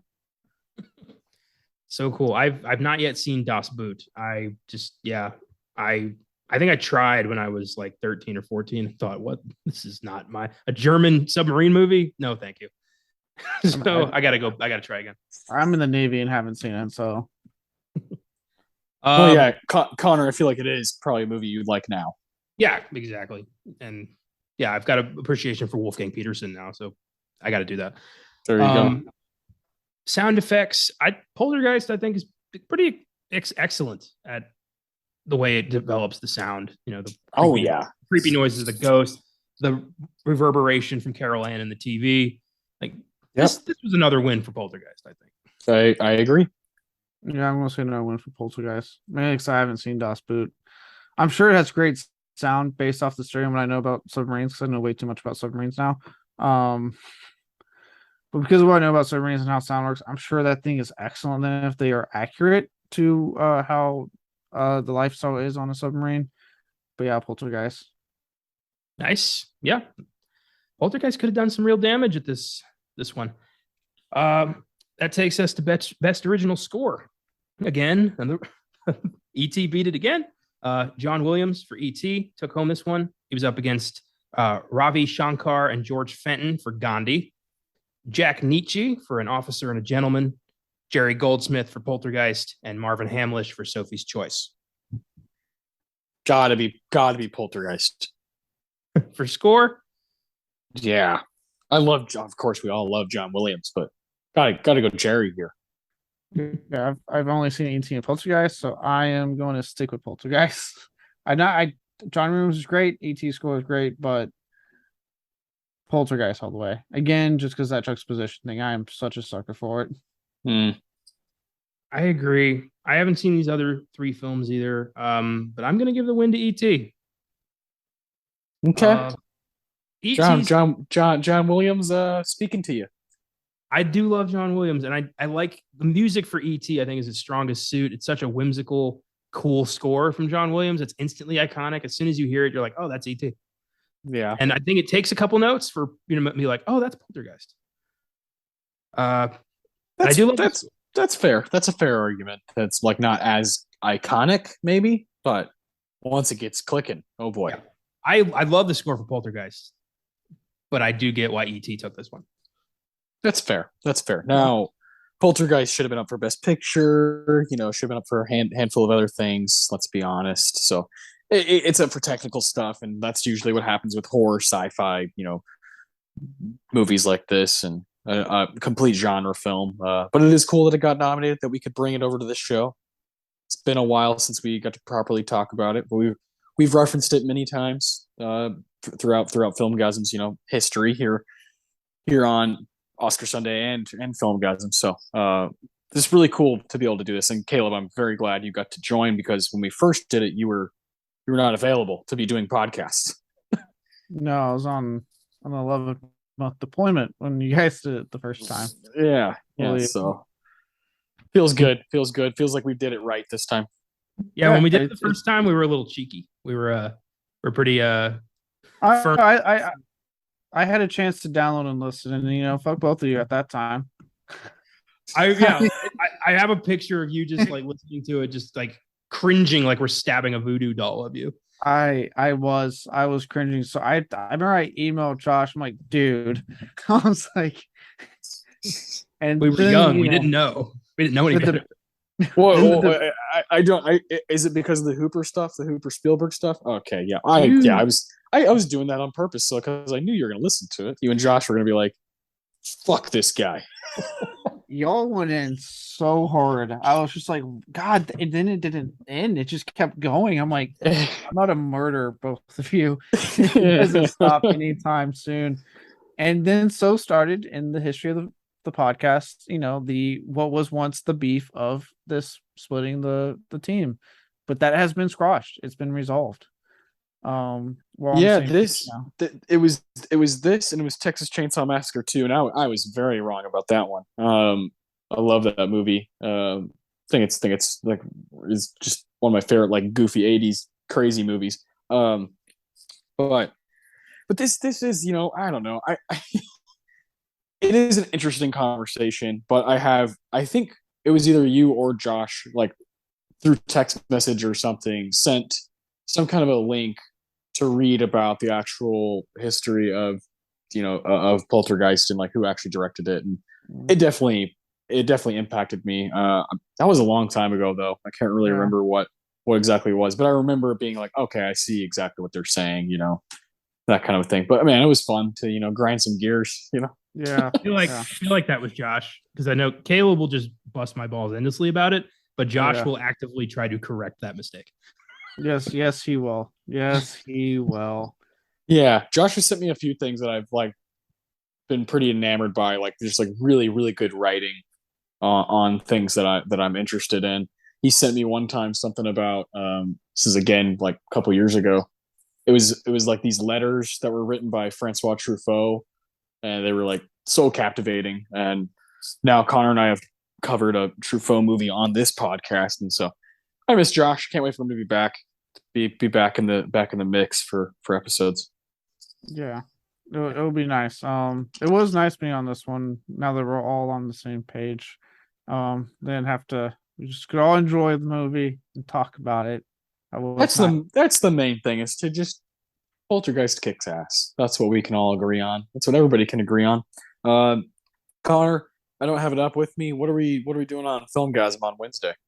On Wednesday, in honor of the new Jeepers Creepers, we are tackling the second film in the franchise, Jeepers Creepers 2, which is about a bunch of idiot high schoolers trapped in a cornfield with the creeper and a crazy farmer being like, I'm going to hunt that motherfucker. So it's going to be a fun movie. Going to see Ray Wise be unhinged as shit. I can't wait. Yeah, that'll be a blast. Good. And Caleb, Beyond the Bad, Friday. What's going on there? We are doing the Joe Lynch directed actioneer Everly. This will be a film that I'll actually be defending. It got pretty bad critical reviews, but it's I find it to be just a fun movie. It stars Salma Hayek. It's like a hit gone wrong. She holds up in this apartment, and it all takes place in this one apartment. The entire thing. And Nice. the people are sending waves of goons to try to kill her and take her out for this hit gone wrong. A lot of fun, very stylish. I enjoy it, but again, it's on there because of the critical reception. Josh was actually pops up again. He actually showed me this film, because he was a big fan of it, and then I fell in love with it myself. Thankfully, I looked ahead. It's not going to be so heavy on development hell. After 2 weeks of having some pretty lengthy development hell episodes, I'm getting a thankful break on that end. Nice. Good. That's cool. I'll definitely try. Is that available to stream anywhere? I'd like to check that out. I want to say yes, but I'm looking it up right now as I'm answering you. I got you. No. Oh, there we go. Everly is on Pluto. If you got that, it's free on Vudu. It's free on Prime. Oh, so that doesn't bode well. But you know what? I'll wait till I see the movie. That's great that it's on a bunch of shit. Yeah, claims it's on Shudder if you have a subscription. Yeah, I haven't been on Shudder in a long fucking time. I always feel like I'm missing a lot of stuff on there. Just random originals and whatnot, and just too many goddamn streaming services now, and I feel like I miss so much stuff. Shudder, they just started their 101 scariest movie moments of all time 8-part series. That's right. They're dropping every Wednesday. So if you want to get caught up on a shit ton of movies at once, that's a good way to do it. Yeah, I definitely want to watch that. First episode was really good. And actually, speaking of which, I saw on Twitter, so someone had asked them, hey, these films you're showing for that countdown, is there any way you could make a category on Shudder so we can just find the movies easily if you want to watch? And Craig Engler, he's like the one that oversees the whole thing, respond to it and went interesting, and then went at Samuel Zimmer or whatever, the guy who curates stuff for them. So he immediately shot him as in like, hey, that's cool. We were actually thinking about that. You might see a collection, a category of movies that we featured on this TV show. That is awesome. So nice. Quick, easy, like, oh, hey, that's cool. Let me check this one out. And then I don't want to name the movies yet because I don't want to spoil. But like, oh, cool, they have that movie. I haven't seen it. Let me check it out. And you just go to that little tab and there it is. That's dope. I like that a lot. Yeah. Oh God, I love movies. Let's see. So we got FilmGAZM Beyond the Bad. Next on this show next week, we got a pretty big episode, Best Picture Showdown on Gladiator from 2000. It beat Chocolat, Traffic, Crouching Tiger, Hidden Dragon, and what's the last one, Connor? Aaron Brockovich. Aaron Brockovich, that's right. Yeah, it's a really interesting group. You got a couple Steven Soderbergh movies. You got Mr. Ridley Scott there. So I'm excited. I'm excited to dive into 2000. I haven't seen Gladiator in a while. This used to be like my favorite movie as a kid. Yeah, I'm super pumped for that. It's gonna be great. Follow us on Instagram, Twitter, Facebook at FILMGAZM, and check out our website filmgazm.com. We got some reviews. Got good episodes coming out every week. We're having a lot of fun, just diving into all kinds of shit. So stick with us, and we'll see you guys on Wednesday.